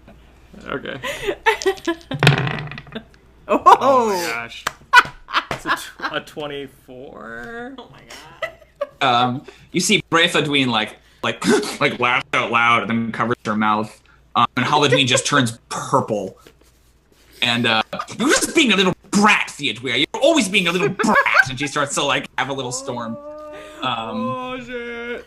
There's a sound. Moss will probably pick up. Oh my gosh, he is. There's a sound from up in the sort of peanut gallery. Your father clears his throat. Jesus. I shut up. Silence. The color just kind of gets worse in Halfling's face. If you want your surprise, then we should do it now and get it over with. Are you ready? Yes, I'm ready. Okay, Bretha. And Bretha produces a wand and points it at you. Now I'm going to cast a spell on you, but I hope you know that I'm not trying to hurt you. So she basically bops you on the nose. Can I get a Constitution save from you, Theodûir? Sure. Here we go. 14. Okay, you do technically succeed on the save, but she sort of is indicating to you that she wants you to try to fail it. So will you voluntarily fail the save, or do you want to pass it? Oh, I see. That's what she's telling me? Like, she wants to... Yeah. She's kind of indicating, like, I'm going to cast this on you, let it happen, sort of thing. Do you want to let it happen, or do you want to, maybe conceal that you didn't actually fall for it, right? What do you think? Yeah, no, I'll let it happen. I know it's part of the thing, so yeah. Yeah, totally. Your eyesight everything goes dark. You guys see that his eyes turn suddenly white as though they rolled back in his head. Theodûir, you are now functionally blinded. You're kind of like, what's going on? And then it strikes you. You know what's going on. You see Halfling come over with her wand pointed at something, and there is a big sort of paper mache creature, a big silver dragon that she's animating and making fly over towards Theodûir. Clearly a pinata of some kind. Bretha snaps her fingers and a sword appears in her hands. And she hands it towards you, Theodûir, as you realize suddenly she basically puts the sword in your hand. Jesus. All right, my brother, we're going to spin you around 3 times. Let's see how many swings it takes you to take out the silver dragon. And they start to spin you around to do the pinata. All right, yeah, so you're spun around 3 times. God. What do the rest of you guys do as this is happening? Step far away from that. I'm probably going, getting way out of there. Rocky, no! Rocky, no! Yeah, Rocky's trying to attack the pinata. Who are you now? Huh? You think you're in charge? This contest. Give me an animal handling to try to rein Rocky in before you destroy the pinata. Do I get advantage on it or no? Yes, you do. Always with Rocky. Okay. Well, probably pass it. What is that? 24. Absolutely. So you can sort of summon him back. Maybe you have a treat, or maybe you guys have a whistle command or something like that. But he'll sort of okay. I mean, I was winning, but fine. And he'll come back over to you. I know you were winning. I know.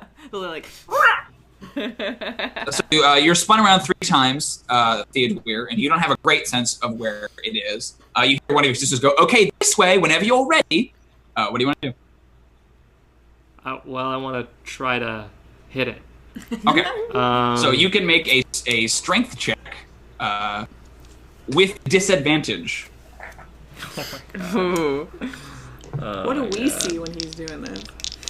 I'll describe it in just a second once he rolls. Yeah. Hang on. One of them's...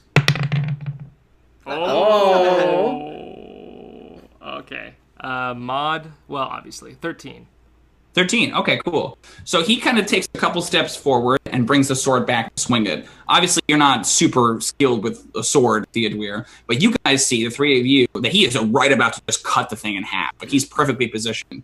But you see Theodûir, the one who's controlling it, moves the dragon out of the way. And so he swings wildly and kind of stumbles forward and misses it. And they kind of look at each other and try not to laugh as you kind of stumble forward, Theodûir, having no idea where it was in the first place. Do you want to make another attempt? Yes, yeah, I do. Cool. Give me another strength check with disadvantage. Okay. Ooh. Natural 1. Oh my gosh. Okay. So what do you think? Something terrible goes wrong. What do you think it is, Theodûir? I'll let you decide. I feel like the sword flies out of my hand. Oh, for sure. Absolutely. Yeah, maybe either on the backswing or the forward swing. You know what I mean? Okay. It's I like the backswing for drama reasons, if that's okay with you. yeah. He's right through your death. No, I'm joking. So you bring the sword back, and it flies out of your hands, and it goes through the crowd. Theodûir, you hear this sound as it sounds like it goes into somebody, but you don't know what happened. The three of you guys see that it flew backwards, and there was one of the guests who was kind of leaning forward to see what was going on, and got speared straight through the middle. At first, you were also like, oh! And then you realize that the person that got speared is this desiccated, eyeless corpse that's wearing this ragged robe. And they're animate, kind of lean forward in surprise, and like look down. And pull the sword out of their body. You don't know what kind of undead they are, but there's some sort of undead, and they seem utterly unbothered by the sword. But the two girls die laughing, like screeching and falling over and slapping each other, and it's this very ugly stepsisters laughing at your expense.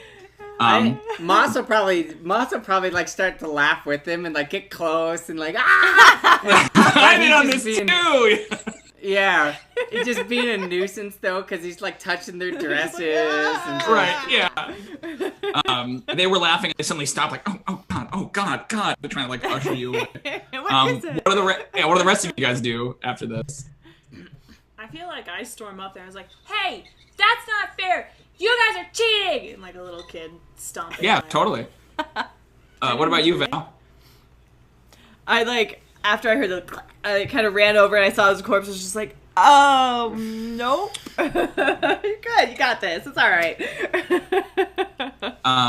You heard the wet, horrible sound, Theodûir, and then you heard Jrmi say, you guys stop it. You're cheating. What do you do? Okay, so I heard you guys stop it. You're cheating, and I didn't hear like screaming or anything like that. So no, seems like everyone's okay. When the sword first got thrown, right, as the sword went flying through the air, but then there was like the stab, but then no, like he's dead. You killed him. You don't hear anything like that. Right? Like, you would expect you would murder someone. Hang him. Right? No one says that. So then I wanna be like, all right, that's fine. I want one more shot. Give me one more shot, and I want to do some kind of like declaratory like how dare you try to fool me, kind of thing. Give me some. It sounds like intimidate, maybe some kind of charisma check. We're trying to like shame him. Yeah, we can. I'll throw it intimidate. Doesn't someone have a special spell or skill that increases somebody's interesting. strength or endurance? You do have a new spell. So like one, yeah. Oh, I think you have enhanced ability, right? Oh yeah, enhanced ability. That's what it's called. I don't know, maybe you want to use your strength. Yeah. Maybe I'll think about using that. That's not a bad idea. Cool. So I'll do this intimidation really quick. Ooh, I don't know. This one's not so good. 11. Okay. And I'll probably, maybe I can't see exactly what they're wearing, but I'll just try to like make fun of their clothes again. Like, I'll attack. I attacked Halfling before, so I'll attack Breath of Dwayne this time. Breath of Dwayne. Okay, cool. So when you go over Jrmi and you kind of start to accost them, they're sort of like, get out of here. Like, you don't know what you're talking about. Oh, what's up? $4 from Shadowner. Oh, I'm not Shadowner. Quit it. What's this about? Oh, I think I know what this is for. Oh, it's a nat 20. Let us know in the chat. Yeah, that's what I thought. For somebody here. I wonder who that's for. Yeah, nat 20 for someone. It's for Jrmi. So they try to sort of dismiss you, Jrmi, like, okay, you stupid little. And then when Theodûir kind of shouts at them, they sort of take a little bit more notice as you make fun of Breath of Dwayne. Fine. Do you want one more shot? Here it is. We'll make it extra easy for you, Theodûir. And they like bring the thing over, and you guys see that they make it like just a little too high for him to reach, like maybe about 3 or 4 feet above the reach of the sword. It's right next to you. All you have to do is swing. What do you guys do? Nice. You could do it, Theodûir, huh? I yell, jump high, Dwyer! So I'll just. Ah, nice. I'm gonna swing away. Okay, it sounds like Shadowner gave you a natural 20. It would be my imagining. Like I just get an auto 20? Yeah, you get it on. Yes. That's so awesome. whatever you want to use it for, yeah. So it's up to you. I feel like that's probably what his intent with that is, but it's up to you whether or not you use it. Super cinematic. Yeah. I kind of wonder if like I just learned Mage Hand. Can I like somehow like maybe I secretly like use Mage Hand to keep it in place and they don't even know like yeah. I don't know. Maybe they know I'm doing it. And but, it's like a little too high above you, so maybe you use Mage Hand to bring it down a little bit, right? When Val says jump high, Dwyer, you're like boom. I know what they did, right? Like, you figure it out. Yeah. But absolutely, get Mage Hand in there. And then if you want to use that 20, describe what this looks like. How do you destroy this pinata? So is the sword just back in my hands, or like? Is you have the sword again. Yeah, they gave it back to you. Yep. I think it's just like this epic slow-mo, you know. Yeah, like a Valqwyn move. Yeah. Like, and you see the camera's cutting back and forth between their eyes and my eyes, and like it's like anime thing where like all their reactions kind of jut into the shot. And they're like, their reactions are getting more and more like, no, and then it's just this clean slice, and the head just like spins through the air. Yeah, lands in someone's soup, right? Yeah. Just my explodes soup! candy. And just this like orgasm of candy just shoots out of the neck of the dragon as somewhat it pours. sexual. Oh my god, they planned that because it's in slow-mo. And it pours over the rest of the junior adventurers. You guys are just like blasted with these little pieces of candy as they come flying out. And I'm just holding the sword back like this as the candy blasts my face. A little bit of your hair has come undone, right? Like, so you look super badass. It was like somehow you have a lot of muscles right now. And maybe I should have been a fighter. Halfling loses concentration on blindness when that happens, so you just instantly get your like eyesight back as you like land with your sword, right? You can see everyone. Yeah. The explosion of candy. Similarly, there's kind of like a confused like applause from the adults. Like, there's this weird fight that they just saw with these kids, but it was cool.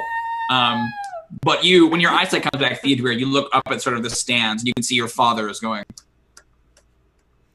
Aww. Like that. Yeah. Tears. I just get a big smile on my face. Yeah. Yeah, right. No tears. No tears. Perfect. But yeah, candy is like vomiting out of the severed head of this dragon. And it's like clear that it's way more candy than should fit in there. Like it's some kind of a magical pinata of holding, effectively just puking candy everywhere. What do the rest of the junior adventurers do as you're being inundated with candy? Yeah. I feel like we're kind of like half buried. It's like there's like what my pockets were once overflowing with like rocks and worms and stuff like that. I now have like rocks and worms and candy, just like over candy. just, Yeah.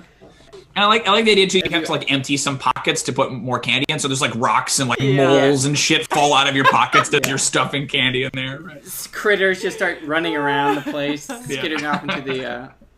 That's great. What about you, Jrmi? I want to try and steal the pinata. Oh, you want to grab the pinata? Sorry, I just didn't hear you. So it's kind of like a balloon. Candy forever. That's like losing its like a helium, so it's kind of like slowly sagging to the ground as it disgorges all the candy that it has. So it's like easily within reach if you want to just grab it. Go for it. Will it just produce candy forever? You're not sure. It's like the candy stream is getting less and less, but it's still going like way more than it should. There's like a small hillock of candy that Val is like sticking out of. Right. Like, carry it with me until it's dead. Get as much candy. I like it. It's just like on your shoulder and then just like puking candy behind you a little bit wherever you go. Right. Like you're just leaving this trail of like Tootsie Rolls and shit everywhere.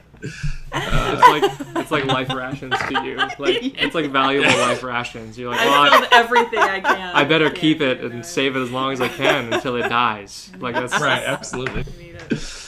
Perfect. Okay, so we have a couple minutes before our next break. I want to quick transition into presents because we still got presents and cake to do. Great. So the servants will roll over the table, the like Tensor's floating disc full of presents, and basically start to distribute them to you, Theodûir. There's this like assembly line of people just like putting presents in front of you. You're unwrapping them and they're bringing another one. Like you almost don't have time to like appreciate. Oh, it's this, and it's taken away from you again. Right.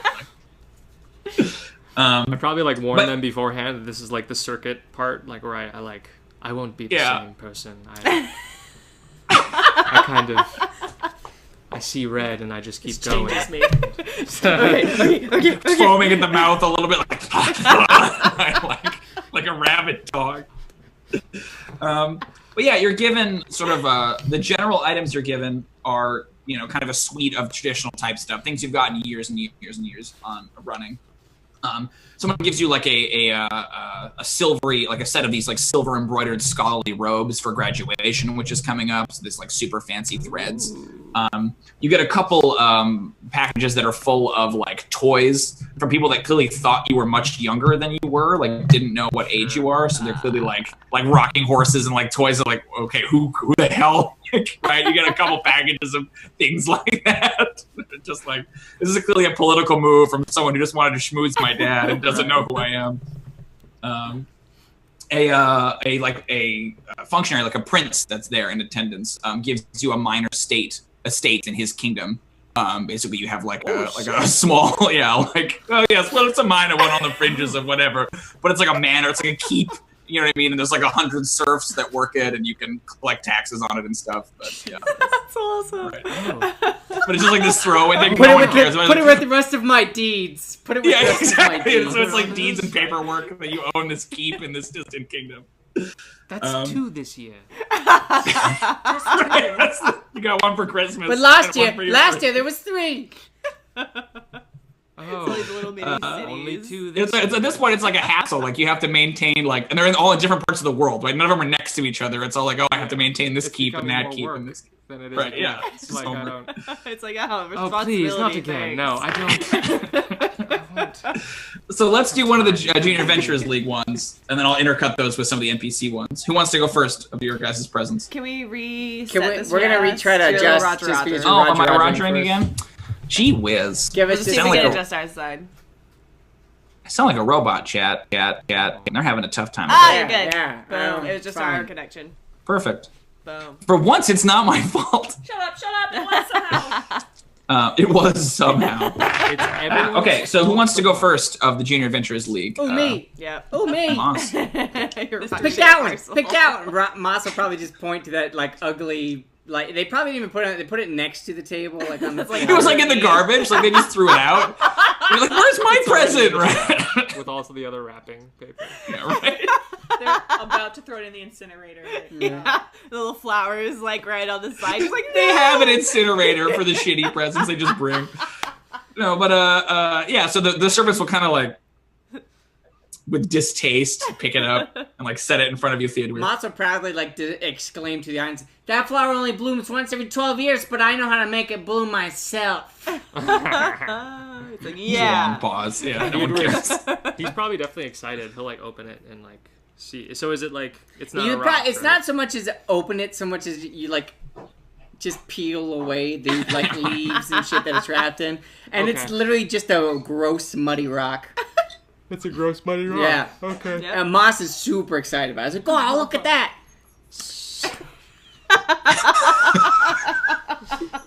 So it is a rock. It is... No, not. Okay.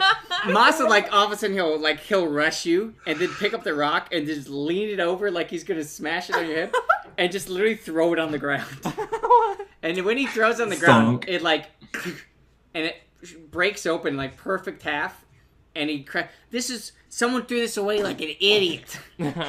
And he'll like take the 2 halves and he'll like shove them apart and there's like just magnificent geodes on the inside. Yeah.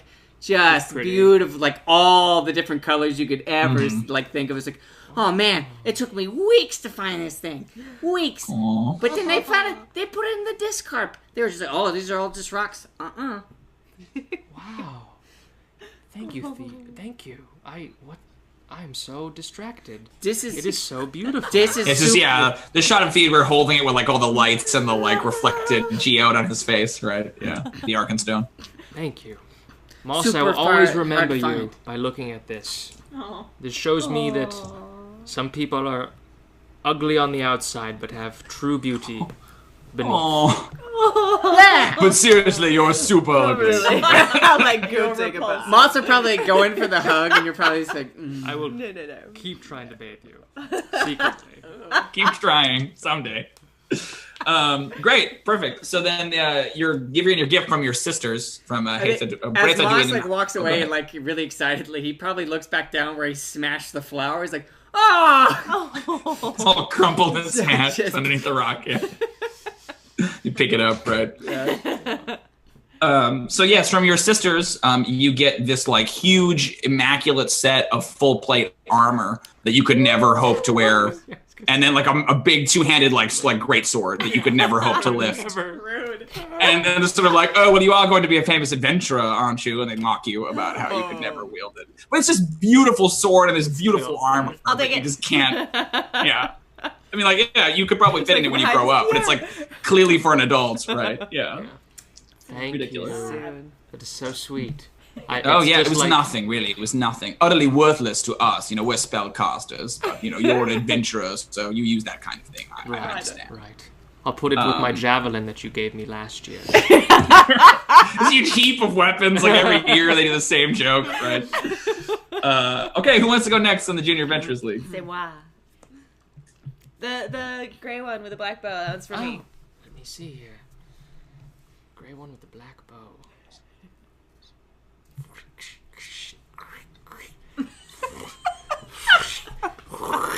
It's like 40 layers. This goes on for the next hour and a half of our stream. Oh, God. It's just wrapped with all that kind of tape.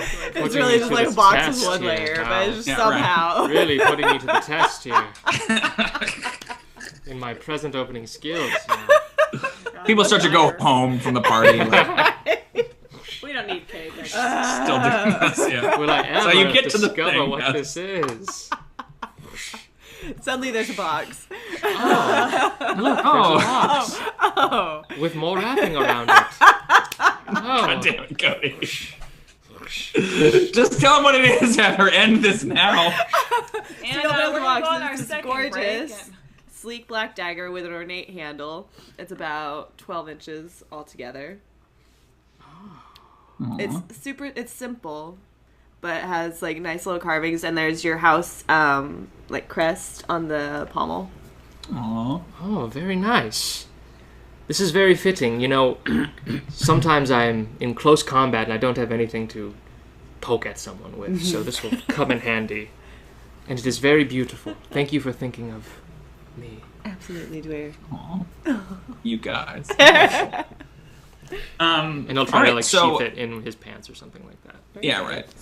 Yeah. There is a present from your mother, Theodûir, that comes in sort of a little like gold inlaid chest.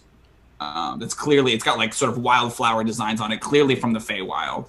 And you can basically like stick your thumb up against it, like almost like a thumbprint, and it only opens for you.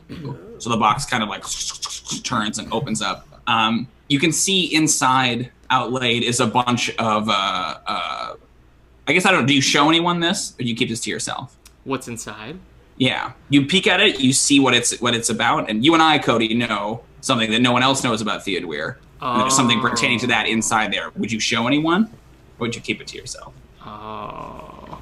No, if I know it's something like that, I would try to keep it to myself. Okay, cool. Sure. Junior adventurers, give me perception checks, please. Yes. 13. Moss, do you have advantage? Roll twice, please. Yes! Fuck! I got 12. 13. 13? Okay. 12? Oh, can I use, I have the badge. Can I roll again? Yeah, sure. I mean, you already have advantage, but sure, go for Well, the advantage didn't help me out. it. Sure, yeah. Triple Do it. advantage. Triple advantage. That's the same exact thing I rolled. You're destined to get this result, It's whatever true. it is. 13. Who got the best? 13 is the best? 15 was the best. 15. Fuck. 15, okay. So Jrmi is the only one who can actually see inside, but Moss, when you go to peek, you're trying to peek and you're in like the wrong position for it. You feel like a subtle vibration on your body, as though like your phone is going off, and you can tell that the little beholder figurine that you have starts to shake. And anyone who's looking at Moss sees that coming out of the top of his forehead sprouts an eye stalk. And it like looks over and it's trying to peek in and can't really make it. You still don't see what it is, but now you have advantage on all perception checks, Moss, going forward, as long as you carry this thing. And you have an eye stalk, an extra eye stalk sticking out of the top of your head. That's awesome. That's not fun at all. You can cover it with your hat. It's Yeah, probably you like, put your hat down on it, right? Maybe like rips through your hat. yeah, And clown. It's always a game. Like, That's really yes, weird. Pretty weird. Interesting. It's a thing, though. So, Jrmi, you're the only one who sees inside. So the two of you guys don't know. Maybe take your headphones off. Yeah, take your headphones off, the two of you. Okay. Yes, that's perfect. You just read my lips. You're like leaning forward. I have a weird eye stalk on my brain. So the two of you guys can see what's inside Theodûir. It is this gold enameled set of basically sewing supplies. You see that there are like long shears, and you can see like needles and thread and spools and all these different things you would use to make clothes, like tailor's equipment. But it's all golden, and your Arcana senses tell you it's highly magical. Really? You think you could make something very, very like basically exquisite and magical with these supplies, right? Jrmi, you're just on the side. You can kind of peek in. You probably can't tell that it's magical, but you can tell what it is, and that it's obviously of extremely high quality. Yeah.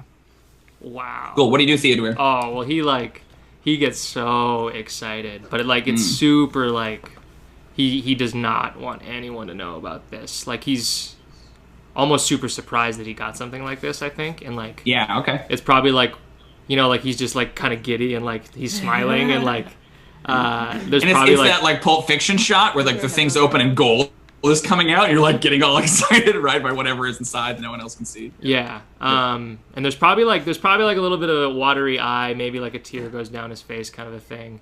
But then like he kind of snaps out of it and is like he wants to like hide it then. And so then he close the chest again. Cute. Awesome. Yeah, you can put your headphones back on. Yeah, you're good. Thanks, guys. Sweet. Perfect. Let's move on to the next Junior Adventurers League. What present. was it? We can't find out yet. It was. Oh, you can ask him. Go ahead and ask. Yeah. What'd your mama send you? Well, did I tell them about the Feywild and all that stuff, or? Up to you.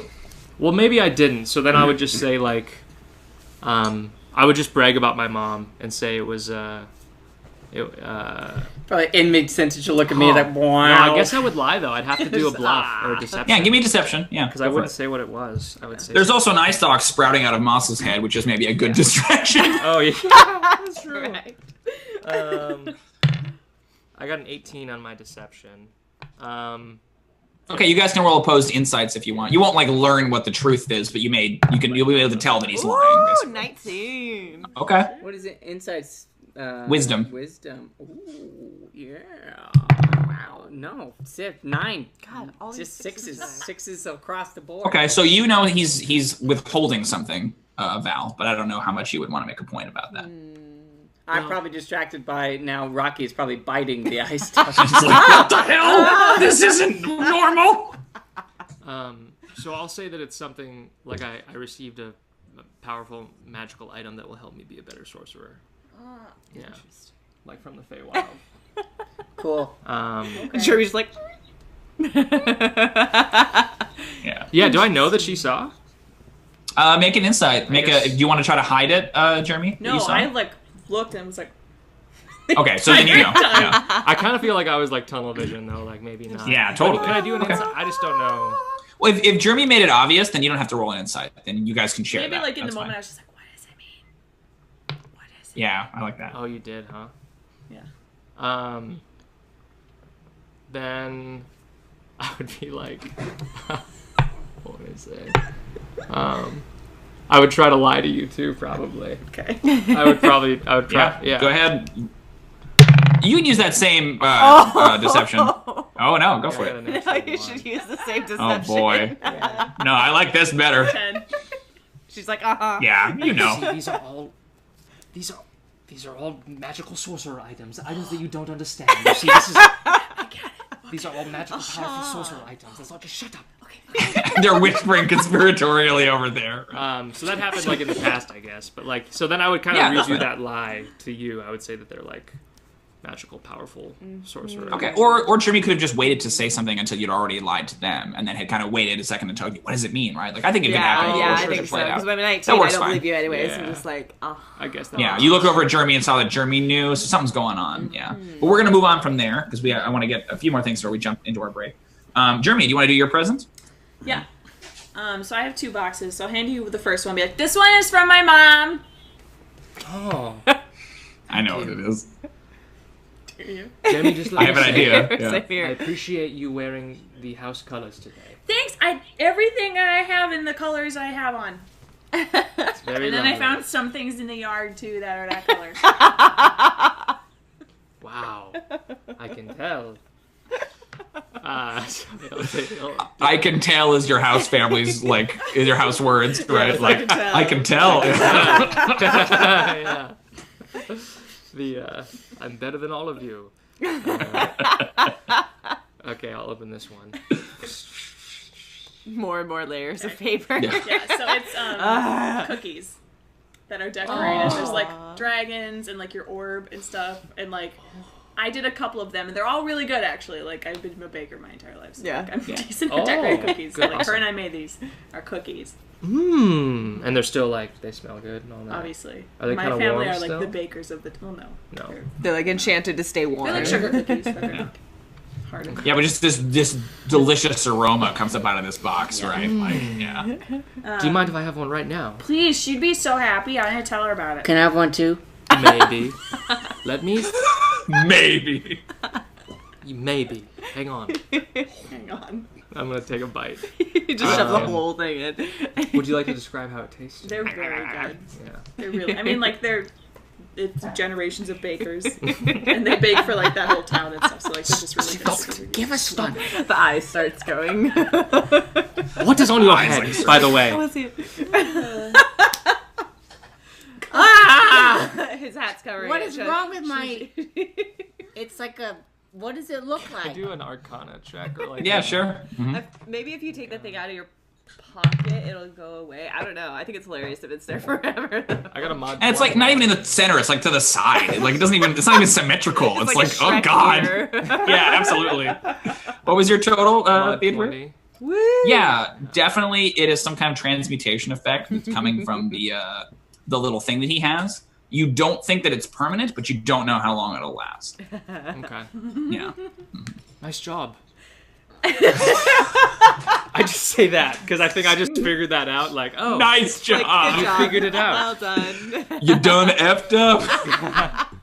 That's what you get for trying to look at my box. No, maybe I'm wrong, but like, did he put together that it's from the gift? Is that what you're saying? I don't Oh think yeah, you I- did. You definitely did. Oh, I do. Oh, Yeah. okay. I know where he But knows. so did you. Because you felt it vibrate in your pocket. Like it's yeah. Just like, you- God damn it. Oh no, I thought the thing that Dredge Malford gave us vibrate, but I didn't know I had a stalk on my head. Wait a minute. Oh my god, I can see behind me. looking around. This is awesome. Ridiculous. All right, what's in the second package, Jrmi? Those cookies This were one's for lovely. me. Yeah, right? They're really. She's good at her job. This one's for me, and I said for me, and not my family. Okay, so it's like a small quilt, and then all the little squares are like representations of adventures that we had. Aww. Okay, mate. Oh wow! Oh look! This is the time we did all that sneaking stuff. Yeah, and then this one's Bezor's, and then you weren't here when we did this one. But Look at you kill the spiders. Drag stuff. Oh That yes. was dangerously scary. Yeah, like Theodûir, and that one is like all in black silhouette, and there's like flames around him, like dying spiders, right? Like, Just it's like way hundreds. intense. It's of by them. far the most dark and like disturbing image. Like, Clearly, Jrmi was like Undead. terrified of you, and she was like, yeah. I like that one the best. That one. Okay. That one represents who I am. If you know what I mean. All right. Okay. I hope you remember That's me awesome. that way. How could I forget? I see it every night in my dreams. Great, cool. So there's two more presents I want to get to before we take our break and then have cake. Yeah. So your father, basically, the next present comes. It's this tiny little box. It's maybe about this big, like a little chest, and you can open it up, Theodûir, and there's a little key inside of it. Key. Can I do like an intelligence check? On You it? do an Arcana. Arcana? Yeah. Okay. It's your dad. And we're He- pushed in on him looking at the key. All of a sudden, the eye stalk's like. it comes into the edge of the frame. Like almost like over my face though. Like Yeah, it's like, like it's literally Gross. Arcana, you said? Mhm. 19. Okay, cool. You think it's like a tiny little portal key that you think that you can basically stick it in the air and turn it, and it will open a portal. A port key? If everyone touches it, we can go to the... Portal key. Oh my gosh. So would I know, like, would I have an idea of where this would take me? Or could... Like, yeah, you think a very specific location. I do, huh? Yeah. Sorry, go ahead. So, yeah, you can try it if you want. Go for it. Okay. Like, you don't know where it would, but you have an idea of you know that it's linked to one spot. Yes. So you have to open it to try, but you don't know where that is. And I always go to that spot, basically. Yes. Would he teleport by using this? It would basically open up a small, like, planar gate. Excellent. Can I go back? Or am I, like, basically... You're not sure what would happen. You just know it opens the portal. So you have to try it to see. Oh my and you see your father kind of makes a gesture. Okay. Ooh. Okay, so I'll kind of quickly explain, like... Or maybe I won't. I'll just be, like, really excited. I'm following you wherever you go. And then just... You guys can just watch me do it. And I'll just, like, start performing the... Yeah, cool. You stick it and turn it. And it opens up this portal, this big blue portal. And then you hear a sound on the other side of it. And you see a horse's head sticks through the portal. And then another hoof and a hoof. And it's this brilliant white horse. And as it steps completely through, you see a big pair of folded wings open from its back. What? And a Pegasus walks into the room. And it's kind of standing there on the deck, like flapping its wings, looking I was majestic. hoping it was a unicorn. But... Oh my god. Is it for me? Jrmi's like already mounting it, like it's mine. Right? Yeah, and it's this beautiful, resplendent stallion, and it's Can there. I try to like touch its face? Sure. Yeah, it'll sort of come down and brush its head against yours, and be very affectionate. I'll look back up at my dad and I want to see his reaction. Or is he... That's his reaction. God. Completely stone-faced. I'm like just smiling, tears are like watering up in my face. And he's just, okay. Man, I hate him. I'm nodding I'm nodding at him. And then I'll look back at, oh, what's he doing? He starts to open his mouth, and he kind of sighs a little bit. Oh, okay. So I'll start to compose myself, I think. I'll just be, I'll like... I go straight up and like hug it. And I'll... It just stands there and gets hugged. Yeah. I'll pat the horse, like, or the Pegasus on the head, and then I will nod to my father. And he'll nod back. And then, that's how we say we love each other. Maybe. Like a cold nod. Like that's the most affectionate you've ever been. Yeah. With all the boobs on the wall. Yeah, that's what Theodûir says. That means I love you, but he's never confirmed that, right? Like, yeah, that's what it means. Just like, it's just in your head canon. So then I will try to calmly and gracefully get on to the horse, the Pegasus. Yeah, sure. Give me an animal handling check. Okay. Can I assist the animal handling? Yeah, sure. Go for it. So you just roll as well, and then you guys use whichever one of the two of them is You higher. guys rolled the same. 16. I wrote a mod 10. Obviously. Okay. So Moss can kind of help you keep the Pegasus calm as you boost up onto it. It's too big for you to ride, really, you think, right now. Yeah.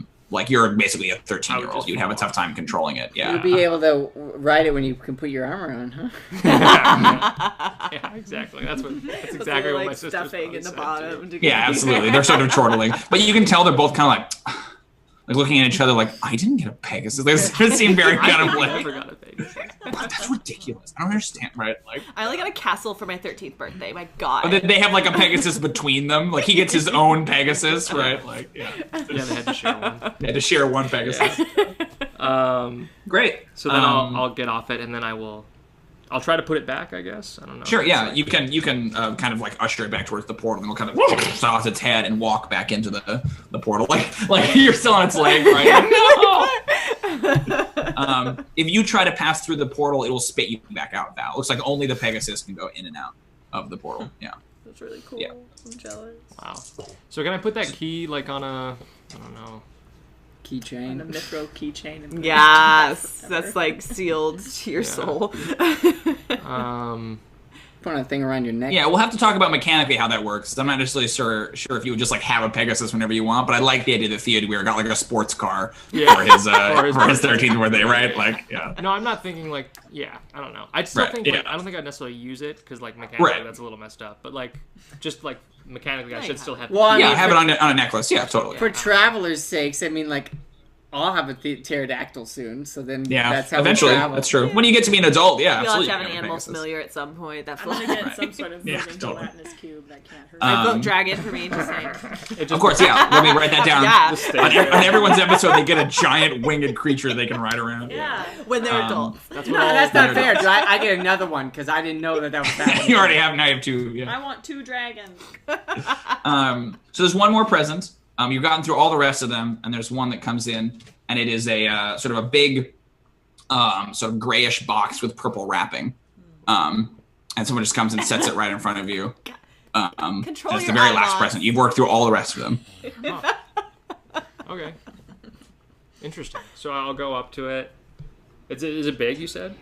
Yeah, it's probably about like maybe 1.5 feet tall and 1.5 feet wide. Oh, okay. Cool. So I'll try to shake it. Cool. You put your hands on it, and then you realize you can't take your hands off of it. And you guys watch in horror as the top of the present opens up with fanged teeth, leans forward, and bites Theodûir in half. And that is where we will take our break. We'll be back We're in not 5 gonna minutes get cake, are we? with the conclusion of 13 going on 30. What? You have to stoop some to pass through the culvert, and the way is slippery with the water rushing past your feet. The chamber you enter is tiny, cramped, about twice as mossy and mildewed as the main corridor, and cut in half by an iron cage. Inside the cage, the light of your torch reveals a quivering figure slumped in the chamber's farthest corner. As you descend, you hear that mumbling again. She is right. She is just. She is only doing what she must. She is right. She is just. The snake god, maybe? Only doing what she must. Maybe. She is right. She is. What do you do? The burning brand of Kamal compels you. Show yourself. Forgive me! Forgive me! You see the prisoner come scuttling around and prostrates himself before the edge of the cage and your feet. You are right. You are just. You are only doing what you must. What does he look like? Seemingly male, like I said, dressed in a tattered clothing, sort of like a prisoner's soiled one piece, barefoot. Rael, you notice that one half of his face appears to be severely disfigured in some way that's hard to tell with his head on the ground. And that the one ear you can see is pointed. An elf. Prisoner of war. I wondered. Are these the same dungeons you were kept in? Are they? Roll me an intelligence check. Look, it's got 2 digits. I think that's a 19 then? This place, these cells, these corridors, the dripping water, everything is hauntingly familiar. Memories, still hazy, start to appear in flashes. You recall these bars, you recall the smell, the damp. You even recall that phrase, the one that the prisoner is repeating. The 3 of you notice that as Fletch is recalling all this, his mouth starts to move very slightly, uttering something noiselessly. What am I muttering? The adventure begins on the 10th of Harvest Home, 929 of Kairosha's Third Age. This is episode 30, Sisters of Steel.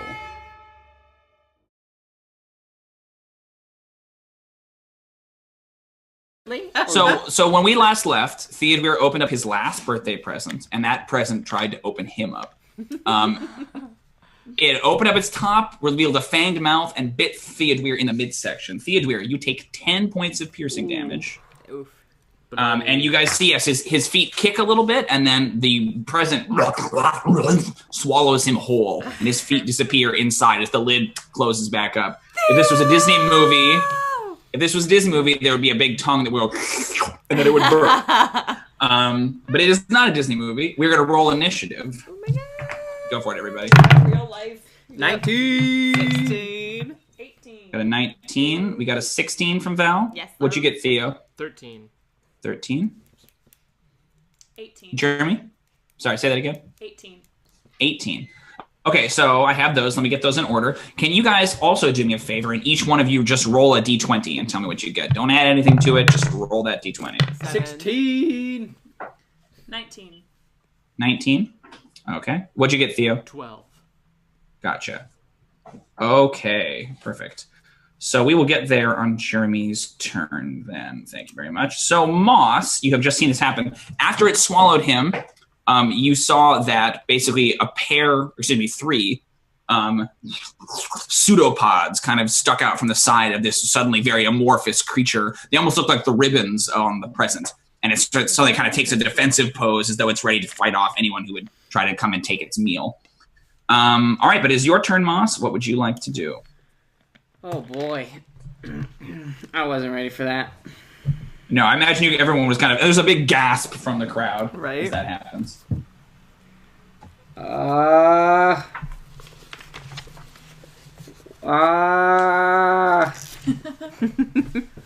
I should do something. You sure should. You I know the definitely Moss should. is like, oh no, Theo's in trouble. I guess what do I should do something. Well, I think in Moss's like panic, he'll probably just be like, oh goodness, and then he'll just notice that the creature's on his little pseudopods. He probably can't move around too well. Doesn't look like it's very fast, but it could probably slither if it had to. Well, that's fine because Moss will just oh gosh, he'll take a minute and look around and stomp his foot and spike growth around the creature. Oh, totally. So does it make a save now? How does this work? It starts its turn in there, I do believe. Gotcha. Okay, so we'll get to it when it starts its grounded turn. in a 20-foot radius centered on a point within range, twists and sprouts hard spikes and thorns. Yep. Area becomes difficult terrain. When a creature moves into or within the area, it takes 2d4, so it's got to move in the area. Gotcha. Okay. But it's basically trapped by these spikes. It can't move without taking damage. For every 5 feet it travels, it takes 2d4. Gotcha. Piercing. But as long as it stays stationary, it doesn't take the damage, right? Yeah, it's got to move through it. Gotcha. All right. So unless you want to move, we're going to move on to Jrmi's turn. So this is one thing you guys would all notice when we get to Jrmi's turn, including you, Theodûir, inside the creature. Okay. Your little items, the little totems that you guys got, all start to vibrate. Oh. Kind of in concert. All right. Jrmi, what do you want to do on your turn? Hold on. Dang it. All right. Okay. I'm going to do Shatter Cool. on the thing. Do it. Constitution saving throw, please. Okay. I got a 6, so I'm pretty sure that's a failure. You take 3d8 thunder damage. Oh, don't do that. Yeah, that's it. Okay. Yes. That's 19. Ooh, that's good. Yeah. Nice job. Roll 2 8s. Is this the kazoo or the recorder? I forget what this looks like. It's the kazoo, and I blow it, and it's like a dog whistle, basically. Where it, Yeah, no one else can hear it. You see that the present, which was pretty much solid, ripples, and for a second you can kind of see Theodûir's face inside of it before it's sucked back. Right. Okay. Great. Cool. Lots of damage. Do you want to move? Or are you good there? I'll move a little closer, and I'll just scream at it. Okay. If you get too close, you're going to get... I imagine it's probably only about 5-10 feet away from you. If you get any closer, the spike growth will probably be in your way. Just to the edge of that, basically. Okay, cool. So you guys are feeling all your little tokens vibrate. Jrmi, can you do me a favor and roll me a d4 real quick? 1. Awesome. So your token stops vibrating all of a sudden, and there's a brilliant flash of light from wherever you keep it. And immediately adjacent to you, drops a gigantic 10-foot by 10-foot gelatinous cube. Oh, that's awesome. And it looks at you. It doesn't look at you, but it kind of turns to you as though expecting to receive a command. So on your next action, on your next turn, as a bonus action, you can give a command to this gelatinous cube. It will be here for 2 rounds, and then it disappears. All right. That's awesome. Cool. You guys can thank Shadowner for that. Thank you so much, Shadowner. That's awesome. Val, it is your turn. There's now a gelatinous cube and a horrible present monster, but it's surrounded by spikes. What do you want to do? Got it. I'm gonna yell out Theodûir's name and magic missile 3 darts. All Nice. that bitch. Theodûir! And that Go for it. So just takes the damage. You don't think you have to roll, right? Nope, It's no. automatic damage. 8. Magic missile. 12 damage. Oof. Pow, pow, pow. Max damage, huh? Yeah. Far out. Did you change your somatic component to Theodûir, or is it still Bezor's? I yell his name and it just kind of automatically happened. I think I like it's that you changed- have a realization like, oh my god, it wasn't Bezor's at all. Yeah. Like, the power was in me the whole time. Yeah, right. Theodûir was right this Exactly. whole time. It's in a magic word, but it's me. Yeah, but your missiles arc out, and they do that magic missile thing where they like fly wildly off, and then boom, boom, boom, boom, all hit. The creature writhes in pain. Perfect. Theo, it is your turn. You are inside this creature. You take 3 acid damage at the start of your turn. As you're Are you slowly still being alive? eaten away. I am. If this happened He had way better 2 HP. weeks ago, I would not have been Nah, no. alive. He would have been. I would have way been down right away. Cool. Okay, I'm gonna do. Can I try to get out of here, or? Yes. How would you like to try to do that? You should open your key in there. Yeah. It just explodes with a Pegasus. Pegasus just bursts out of it. Just like destroys this. It tramples through. It's just like shakes. Like it's no big deal. Yeah. No, I'm gonna do. Gosh, this is so weird. I'm inside of it. It's all around me. You're inside this box. Basically, it's all blackness, Yeah. and you can feel your clothing being eaten. You feel like these like fleshy muscles kind of pushing against you as you're being Okay. chewed. I want to try to like. Can I see the mouth? Can I see like it opening at all? Yeah, there's probably like a tiny moment when it opens up a little bit as it gets hit by the magic missiles. You can see a sliver of sunlight. Yeah. God. Okay. So then I'm just gonna cast Witch Bolt in Nice. here. Okay. Yeah. I'm gonna catch Witch Bolt and You just. better not miss. Do it. Yeah, right. Okay. I will give you advantage on this attack because you almost can't. I miss, almost can't, right? Like, it's hard, I don't know. It's possible. All around you. Oh, it is possible. No, you got it. 18. There you go. Oh yeah. Give me that damage. Well done, damage. That's a. Do I add anything? I thought it was just. I don't think so. No, just a the straight damage. number. Okay, great. Then 10 damage. Ooh, solid. Very good. Yeah. And then- you guys see Go ahead. after he blasts it with after Val blasts it with magic missiles, suddenly you can kind of see like a little bit of a static electricity is flashing around inside the presence as though something's going A on. muffled Yeah. unlimited power. Yeah, right. Okay, cool. That's your action. Anything else you want to do? I would Theo? love to maintain this. So that's like. Oh yeah. Yeah. Yep. And then can I try to Go. move still? Do I still have enough action to move? So your move action, you Did I can't waste move. You're that? currently immobilized. To attempt to escape is an action. Gotcha. Okay, so then I'm just. That way you either have to do one or the other. I'm taking yeah. it for another round at least. Cool. Yeah. Yep. All right. That is Theodûir's turn. Now it is the creature's turn. The creature extends, like lashes out with 2 of its pseudopods. It's going to go once at you, Jrmi, with one of them.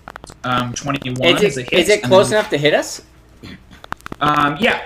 Oh no, it can't. You're right, because it's 10 feet away. So it will ooze forward, and then it will come at you guys. So it will take the damage from the spikes. Good. So I believe what I say 2d4 piercing. It's something. 2d4. Yeah. Every 5 feet. For every 5 feet. An 18 hits you, right, Val? Yeah. How did it move 5 or 10 feet forward? 5 feet. All right, so it takes 5 damage. Cool. Ouch. Yeah, these spikes are having to kind of like slime its way around. It's clearly like leaving parts of it behind on the spikes. Horrible. Okay, it will lash out. It's gonna hit Val for 6 bludgeoning damage. And then you are like stuck to its pseudopods, so it slaps you, and you realize, oh, you can't get it off. It will also hit you for 6, Jrmi, with the same effect. You are basically grappled by it. And it basically picks you guys up in the air with its pseudopods. It's kind of waving you around. All right, that is the creature's turn. We're back up at the top with Moss.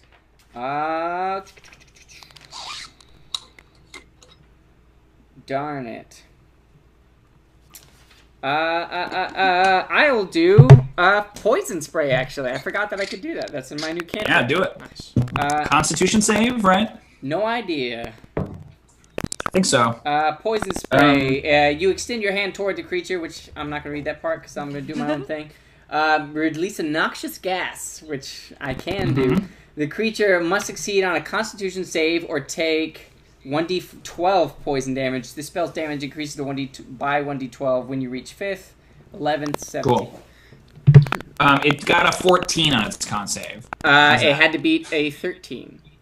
Okay, so it does manage to beat it. What does your poison spray look like again? I know it's probably just like something terribly awful, but it's probably just like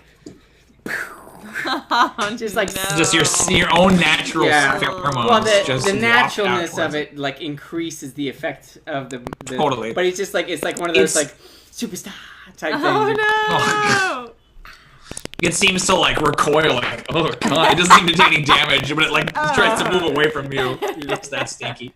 Do you want to move, or are you good where you are? I'm fine. You're currently within striking range. I'm gonna take a step out of striking range. I'm gonna. Oh, I suppose you'd have to disengage, but it does look like it has both of its pseudopods with a target. You don't necessarily know if it can hit you, so you could risk it if you. I'll risk just shifting back one. Okay. Cool. It does not manage to hit you. It kind of like swings Val around, but doesn't hit you with her. Yeah, Cool. I'm just trying to goad it towards me. Like if it wants to hit me, it's gonna have to move again. Yeah, you want it to come back through the spikes. Gotcha. Okay, cool. Jrmi, is your turn. You are grappled by it, but you can also, as a bonus action, command your cube because your cube is still hanging out. Okay, I'm gonna be like, get him, dog! Okay. The cube has two different kinds of attacks. It has a pseudopod attack. It can kind of like lash out like the whatever this creature is, or it can also engulf its target and completely surround the creature. That would also engulf the two of you and presumably Theodûir. Yeah, I'd rather if he can. I don't want him to go through the spikes either. So if he can just lash out without moving. He's got to go. Well, no. At this point, he can get right to the edge of it and hit. That's fine. Yep. Okay, cool. So he will do that. What are you gonna do? I want to do shatter again. Okay, cool. The cube misses with its pseudopod. There's like a pseudopod fight as they kind of slap at each other, but has no real effect. Go for it. Make your makes a Constitution save. Yes. Ooh, I think that's probably a success. That's a 16. It takes half damage, right? Yup. Yup. Yeah, you guys are blasting this So thing. take 6 damage. Okay, cool. And then I'm just gonna like yell at the room and I'll be like, do something! Sure. That's a good point. You can turn around. You see the guests are all kind of frantic. You can see. We'll cover that later on somebody else's turn. Val, it is your turn. You are also grappled by this creature's pseudopod being swung around. What do you want to do? Slice his throat. I'm gonna grasp on the pseudopod and try to shock and grasp that dude. Ooh. Okay, yeah, do it. Mod 20. That'll do. Give me the damage. For max damage. 8 damage. Nice. You grab it. Send lightning down its pseudopod. It wriggles. Cool. Do you want to do anything else? You just want to stay here and be grabbed? Can't you summon your weapon? I can, but I'm grappled, so I can do that. You can still attack while grappled if you want, but that's up to you. I mean, is it an action to try to escape, or is that just like a movement? It is an action to try to escape. No, that's all I'll do. Okay, cool. Yeah, you're dealing damage. You're doing your job. Yeah. Theo, at the start of your turn, you will take 3 points of acid damage. I can't heal you. Bubble, bubble, bubble. Twin in trouble. I'm down to 3. Okay, so I still have this wish bolt going. And yeah, I'm gonna try to escape. I'm gonna let it go, and just try to. Okay, yeah, that's fine. Try to escape. I'll try to All right. I don't know. Can I try to make it puke? Oh, interesting. So normally there's 2 ways to escape a grapple. You can do an strength athletics or dexterity acrobatics. Okay. But if you want to try something unorthodox, I'm down. If you want to try to like hit its gag reflex or something like that, maybe like a medicine check to find where on this creature would be the thing that would make it puke. That's interesting. Yeah. Yeah. Do I know what this creature is? I wonder.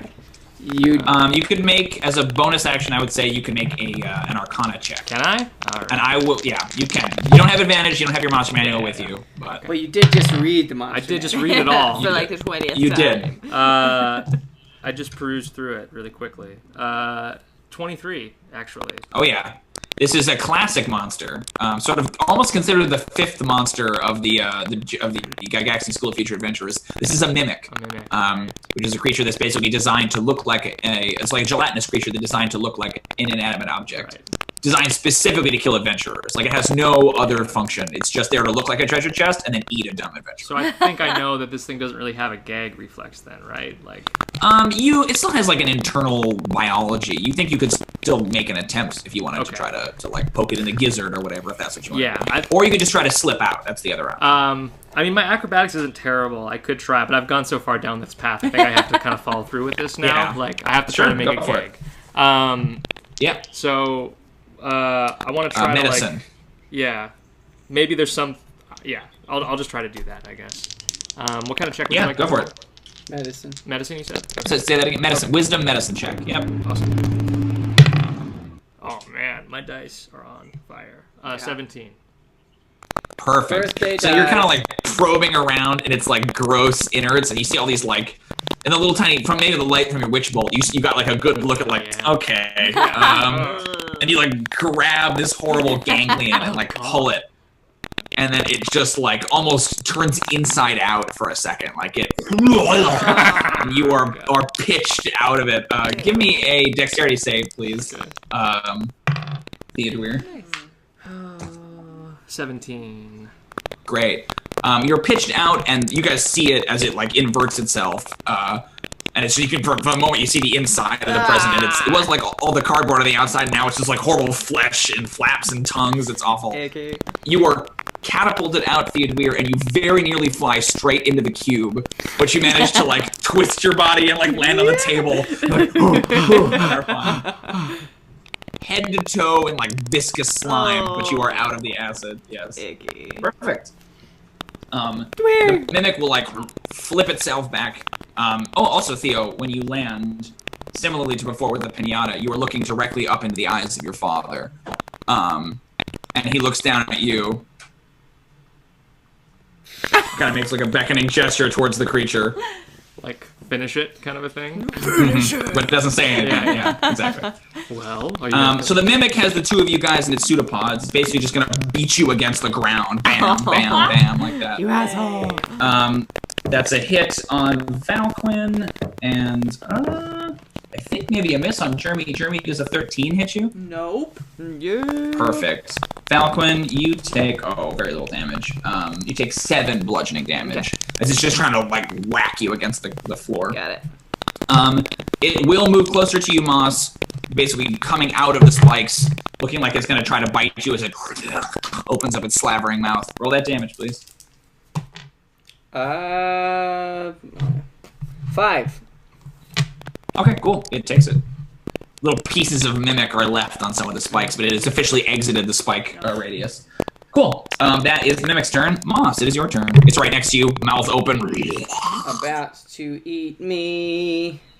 I think I'm gonna shoot him in the face. I think Moss will probably just be like, he'll look over at Theodûir and then look at them, and then like I'll chuck produce flame right in his face. Do it. 17. Oh yeah. Give me damage, please. Oh, a 1. Okay, 1 point of fire damage. It blasts into the mimics. You see some of the ribbons start to burn, right? Awesome. Do you want to move? If you move at this point, you would definitely provoke opportunity attack. Yeah. So, you're good? Okay, cool. No, I'm moving. Jrmi, it is your turn. I'm provoking. It's gonna attack me anyways. Oh, you want to move? Okay. Yeah, I'm gonna scamper away Like, Totally. Out of. Ooh, maybe. That's a big old hit, boy. You start to scamper away, and the jaws close on your leg. You take 10 piercing damage, and you are swallowed. You guys see Moss like get sucked into its mouth. Yeah, like Audrey 2 in This is a cool way to die. You're pulled into the giant birthday present. I feel man, he's in for a Okay. surprise for that taste. Absolutely. Oh yeah, so you see it like revulse. Oh, what about like somebody eating like a pepper or something it didn't anticipate. Like, Every creature kind of regrets eating moss. yeah. Eating moss is always kind of a no-win scenario. So Jrmi, it's your turn. Don't forget, bonus action can command your cube. This is the last round that it's here. Yeah, so. I'm gonna ask him to slap the mimic again. Slap Slap it on its face. Doug, get him. Slap him, Doug. Oh, there you go. Guess who just got a natural 20? Gelatinous cube, Doug. Holla at you. We give him some Holla at candy, your we're cube. good. Oh yeah. Oh my God. He rolls 3d6 on a hit. He's got all the damage. What are you gonna do, Jrmi? Wait, so is that you just double the amount that you roll, or how's that work? Yeah, you roll 66. Yeah. I'm gonna do healing word on Theo now that I can see him. Oh, thank you. Nice. Yeah. It probably Yeah, I don't attacks look with good. one of the swords inside of it. Oh, that's awesome. I love that idea. Okay, cool. So you cast Healing Word, and you see one of these pseudopods come up, and exactly, it has like a big axe kind of like stuck in its pseudopod, and it slices into the mimic. It deals 20 points of damage. And you're like, Jrmi, I'm going to say that it cuts off the pseudopod that's holding you, so you're no longer being held. It kind of like slithers away. Doug the cube. Doug the gelatinous cube. Doug seems to like look at you almost for a moment, as much as the cube can, and then just disappears. Oh, I definitely picked Thanks. up a piece of candy and threw it into the gelatinous cube before. Oh I yeah, and then the candy floats through, and then Doug vanishes. Awesome, good job, Doug. I hope it's just. All right, Val, you are still grappled by the other pseudopod, Yes. but the mimic is looking very damaged. What do you want to do? I'm gonna magic missile again, cause I can. Go it. Yeah, blast it. So that is. You're very magical today. Damn. I wonder why. Inspired. 9 points damage. 9, solid, yeah. Pow, pow, pow, pow. Mimic is like kind of slithering back. I like being the idea that when I blasted. cast magic missile too, it's like a little blue glow and the hair like slow mo like flies and then ba ba ba. Yeah, absolutely. Beautiful. Perfect. That's Val. Theodûir, you are now standing on the table, covered in goop, but no longer taking acid damage. Take us home, Theo. What do you want to do? Yeah, I'm gonna. I just landed, and so I'll kind of stand up, whip out the orb, and I'm gonna do Scorching Burst. Do it. Actually, Scorching Ray, excuse me. Yeah, this is your showstopper. Yeah. And I'm gonna twin spell it with some sorcery points. So, go ahead. What's up? Go ahead. What's up, I just Jrmi? wanted also Said to something? remember that we have the $6 donation from Shadow. Oh, I used that. That was summoning the cube. Got it. Yep. Oh, okay. That's the secret special ability is that there's a random chance if somebody donates $6 that it activates the like Megazord power of the 4 medallions and summons a dude. It's very cool. Okay. All right, let's see that Scorching Let's see Ray. what we do here. I just dropped that. So that's a roll. That's a 17. Oh yeah. Nice. So I guess I kind of forgot how this works, Timothy. Each Scorching Ray is 3 rays of fire. On a hit, the target takes the damage. So do I roll 3? Can you check something for me for Twin Spell? I think Twin Spell, technically, you have to choose a spell that only targets one person. Oh, you might be right. I think we so talked about this last time. I don't know if Scorching Ray works. You're right. I think we did this last time. Here. So let's. I think we did. Yeah. Yes. Yeah, and then we realized. You can use regular Scorching Ray, but I don't think you can Twin Spell. That's okay. I'm just going to do Scorching Ray because it's still powerful. Yeah. Yep. So it's still 3 different attacks against the So same you want me to roll 3 target. attacks? Great. Roll 3 different attacks. So the first You have one 1 was hit so 17. far. Oh, that one. Second one is a 21, and the Yep. third one is an 18. Nice. Bring it home, baby. Yes. That's 9 Woo. My God. plus 12 plus 8, so 20. 17 plus 12, right? Ooh. Is that right? Good lord. Alright. 29. That's a lot of damage. So 12, would you like to describe? It was 12, 9, and 8, right? So that's 17 plus 12, 29. Yeah, 29 damage. Oof. Yeah. Would you like to describe what this looks like? I mean, it's maybe a little similar to that the last time I used this power, but like I think as soon as Dad gave me the nod, I was like, oh, I need to do this. Yeah, I need to do it. And so like the eyes, like I lowered my eyes and like my robe started to billow naturally. Dark and Walter White face. Goes right there. Yeah, just these 3 like piercing fire rays come out and they just like blast through the mimic and just tear it to shreds. It like cuts the mimic into 3 parts, right? Like just kind of like sliced. lasers, you know, like lasers. Oh yeah. Right. Yeah. Lights Chopped up the entire patio. Just zoom. Yeah, absolutely. Everyone's all awash with fire as you do that. This is not... Yeah, it destroys the mimic and it like falls into flaming pieces. This big. You also see that you like eviscerated some of the like the topiary, right? There was like a big like lawn sculpture of a dragon that's like just cut to ribbons because it was right behind Did it. I Right? survive this?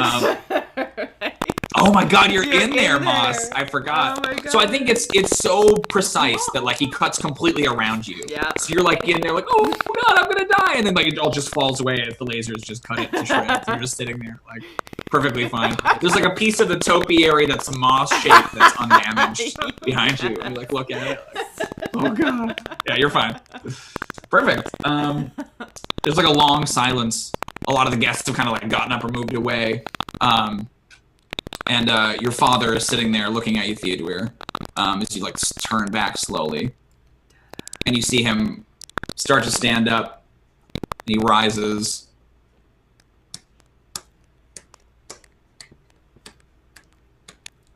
And I'll lift my fist in the air. There's a freeze frame. And then Don't You Forget About Me from the Practice Club plays. Yeah. Great.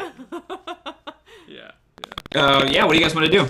Question, is the whole crowd kind of doing a slow clap along with him? Yeah, he started it, and then everyone's like, woo! They start to cheer. Yeah, and it becomes like a big thing, but Control Deer never changes. He just keeps at that same pace. He doesn't get any more excited at any point. Yeah. What do you guys want to do? Woo! Moss makes no attempt to clean, like, it's just like, well, yeah, it's pretty standard. Moss, go jump in that fountain right now. Actually, he might actually start to, like, because I can actually repair the... Topiary, yeah, you have the men. Topiary, yeah. I can make it grow again. Lawn sculpture. Yeah. I'll probably just make it... sure, with, like, plant growth. I can make it grow, but he'll probably just, like... And it just grows wild, just... Way too much. Vines and tendrils everywhere. There's, of course, like, mushrooms somewhere in the corner that now have sprouted. Like, There's like 5 of those really rare Yeah. flowers in there. Yeah, ridiculous. What's the rest of the group gonna do while he fixes the topiary? I'm gonna walk away. I'm gonna go Mic somewhere. drop. I'm mad, but I can't yell at anybody, so I'm just gonna leave. You're gonna storm off. You start to leave Jrmi, and you kind of like almost trip over something, and you realize there's like a little envelope on the ground that is the same like color pattern as the mimic, as the present. That you kind of step on and look down and realize that no, it basically got ignored in the scuffle. I'd be like, there's a note here. I hand it to you and keep going. Oh. Cool. Jrmi's it out. I'm out. Yeah, she hands you this little notebook with a little Jrmi-sized footprint right in the middle of it. I'm gonna do. Can I? What do you want to do? An insight check on Jrmi. Sure. Yeah. I got a 13. Jrmi, what does he learn with a What did I 13? learn? I'm mad for some reason. Probably because earlier, like you heard me shout, like, is anybody gonna do anything? Like, I'm kind of mad that like No one helped. this was orchestrated for some sort of reason, and I'm just like, I'm lawful good. So I'm like, I don't care. Like, we're kids at your birthday party. Like, I'm mad about it, and I want to yell at everybody. I think it's really unfair and uncool that this happened, and you don't do that to your family. Right. Interesting. Can I do a history check on what? High Elf 13th birthdays? Oh, like sort of religious ceremony or like holidays? Yeah. Like Yeah, if I sure. should have known this was Go for coming, I guess, or something like that. Yep. 15. You don't think there's nothing you've heard of like this before. You don't think this is an elven like tradition, and you don't think that your father has never done anything to actively put you in danger. Maybe that was your initial assumption, seeing how his cold reaction, but you don't actually think that he orchestrated this at all. Okay. Yeah, you're not really sure. You are holding this envelope, however. I would love to open it if I can. Cool. It's a little purple envelope. You can break the seal, which is the little sigil you don't really recognize, and pull it out. And you look at it, and it just says, "Happy birthday, Theodûir," comma, and then signed, "Al Razim." Oh, shit. My face turns white, I think. Yeah, for sure. I was standing right behind you. He's got every reason to be mad at us, and the eye stalk comes in a frame. Who's that from? The eyeball comes in a like, frame. oh, God. Oh, no. Al Razim, my rival. My only equal in battle. My rival. My one and only. My equal in battle. You're sitting there looking at it, and Reg Melford comes out of the one of the doorways and looks around and has a little bell. "Cake is served." And like looks at all this the chaos and rings the bell. I feel like probably we can definitely do more, but I feel like whatever the end of the episode is, the like post-credits Avengers scene is everyone just sitting in the ruins eating birthday cake quietly and not speaking, right? Yeah, I carry candy everywhere, and they're just sitting there like angrily, like they're all mad eating birthday cake. Look over at Dwyer at one point. I think I'm pretty happy though. Oh, sure, yeah, but everyone has their different emotions, right? Like, Moss is covered in goop, like weird, horrible stomach fluid, and just eating it with his hands. Just, yeah. We got every kind of cake here. That's like 4 different plates, just like... I guarantee that cake's got every flavor of cake known to, like, man, elf, definitely. Probably. You just... It magically becomes whatever flavor you want it to be with each slice. Whatever you want. It's beautiful. Yeah, is there anything else you guys want to do at Theodûir's birthday party? I would share the letter with everyone so they all knew. Yeah. Oh, yeah. Well, that was nice of him to think of you. Oh my god, he sent something. That's so nice of him. Yes, this wonderful, horrible I never told him my thing. birthday either. Somehow he. It's impressive. I mean, out. he is pretty powerful. We did invite everyone. He must have looked on my You did Facebook. invite everyone. You invited him! You invited him! Dear Al Razim, I know you're a terrible lich and all, Even though I am having a birthday. Even though you are my equal in battle, and someday I will destroy you, I just wanted you to know that right now, while I'm learning and training, I would... And I'm turning 13. It's going to be quite the soiree. All the movers and shakers. Come on down to the south side of our lovely land and enjoy come visit my humble castle. So Jrmi, do you throw your tantrum for the rest of the party and people have to come over and bring you back in, or how does this end for Jrmi? I mean, I'll come back in eventually when I've cooled down. That note doesn't help at all, because I'm like, well, that's even worse then. It didn't even help, and there was a mimic there, and his son almost died on his own birthday. I can go off. Yeah, right. I want to talk to the copper dragon. Sure, yeah, you can chat up Varsav. Oh boy, I just got it wrong. Varzathodon? I forget now. Varzathodon. Yeah, you can talk to the Copper Dragon. There is also Kuthere, who's the Mind Flayer, and Thuthmedes, the Undying, who was the lich that got stabbed with your sword. There's a lich at the party. There's a lich at the party, but it's not him. Your father, finds him kind of dull. Yeah. Like, he's not really. You kind of have to invite him because he'll show up anyway. He's dull compared to my father. Yeah, he's dull. Yeah. Right. Yeah, you guys can chat up the dragon, you can hang out, you can stuff your faces with cake, and you can admire your many presents. I like the idea that I'm like that is where in my brain to the flare, and I'm just like thinking about it. You're fuming. He's like, I understand. Obviously, sometimes things like this happen, and he's like counseling you. Yeah, He's just this quietly just terrible, like, evil-looking creature. But like, you went and sat by yourself, and are kind of sad. And he like comes and sits down. What's troubling your delicious mind? Right? And he's like talking to you about. You guys just have it's like an honest heart to heart. Like, he doesn't try to eat you. He brings up a bunch of times that your brain it smells incredible, but doesn't eat it or try to grab it from you. I love that. The consoling mind flare. Yeah, right. Just very. All right, that is where we're going to conclude episode 16 of the Junior Adventurers League. 13 going on 30. Aww. Thanks everybody for tuning in. It's a lot of threes. Tuning in. And a big happy birthday to Cody. Yay. Cody baby boy. He's our very favorite. Great. So if you guys want to vote in the chat who you think deserves this week's merit patch, let us know. I have a theory as to who it might be. I want a theory. I have a theory. Dweary. So, Dweary. oh, that's pretty good. Great. So a big shout out to Shadow, who is our first gave us the $100 that instituted the sort of the trinkets. I hope that those work out for you, but that's kind of how I wanted to interpret them. But they're going to be fun as we discover more of their. When does my eye stock go away?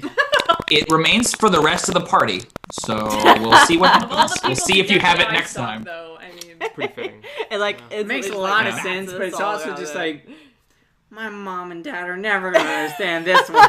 It's like you're going to say when you come home. You can try to grow mushrooms on it, and they'd be like, oh, that's just moss. Oh, I forgot to prepare a list of thank yous. I'm so out of practice. Maybe we'll just do double ones next week, because I don't really have them, and we're already at 7:15. So we'll just do more next week. That's fine. Great, guys. So if you have any, I'm trying to think of any other end business. I want to give a quick shout out to our patrons and our fans who came to the dungeon crawl that was today. That started at 3 o'clock. It will start 3 o'clock on all Junior Adventurers League going forward. We'll do an hour and a half of that in the Junior Adventurers League. So come check it out. They're having a fun time exploring the catacombs under Castle Nightspear right now. Yeah, so it's fun. It's kind of an alternate universe where the Duke's Men never existed, and so she was allowed to just be crazy and evil. Fun. So she's extra evil, and it's sort of fun. Yeah, so come check it out. That's an hour and a half, and it's DM'd by me. And Kate's usually hanging out, but she's not very helpful because she's Kate. Yeah. So I kind of she's actively trying to sabotage. I'm just scared. Get your, what's that little hut spell? Liam's tiny hut. Great. Unless you guys have anything else, I think we can wrap it up there. Just stay tuned next week for more adventures. There'll be a new poll you guys can vote, as we'll do a kind of a one-off adventure next week, and then we'll get back to doing another one of our hero-based adventures. Hope you guys enjoyed the peek into Theodûir's backstory and his family. I hope you all learned something. We learned a lot. I hope so. You got weird sexual tension. He's not just a snotty little brat. His dad's got a lot of weird sexual tension going on. I'm into it. That's true. I'm really happy that we got through without him saying anything. Like, I really like that he never said a word. That wasn't intentional. I just was like, oh, that's perfect. Like, he never speaks. Great, cool. So we'll see you guys next week. But before we go, obviously, we all have to take a moment and remember our motto. Everybody ready? 1, 2, 3. Party of ball.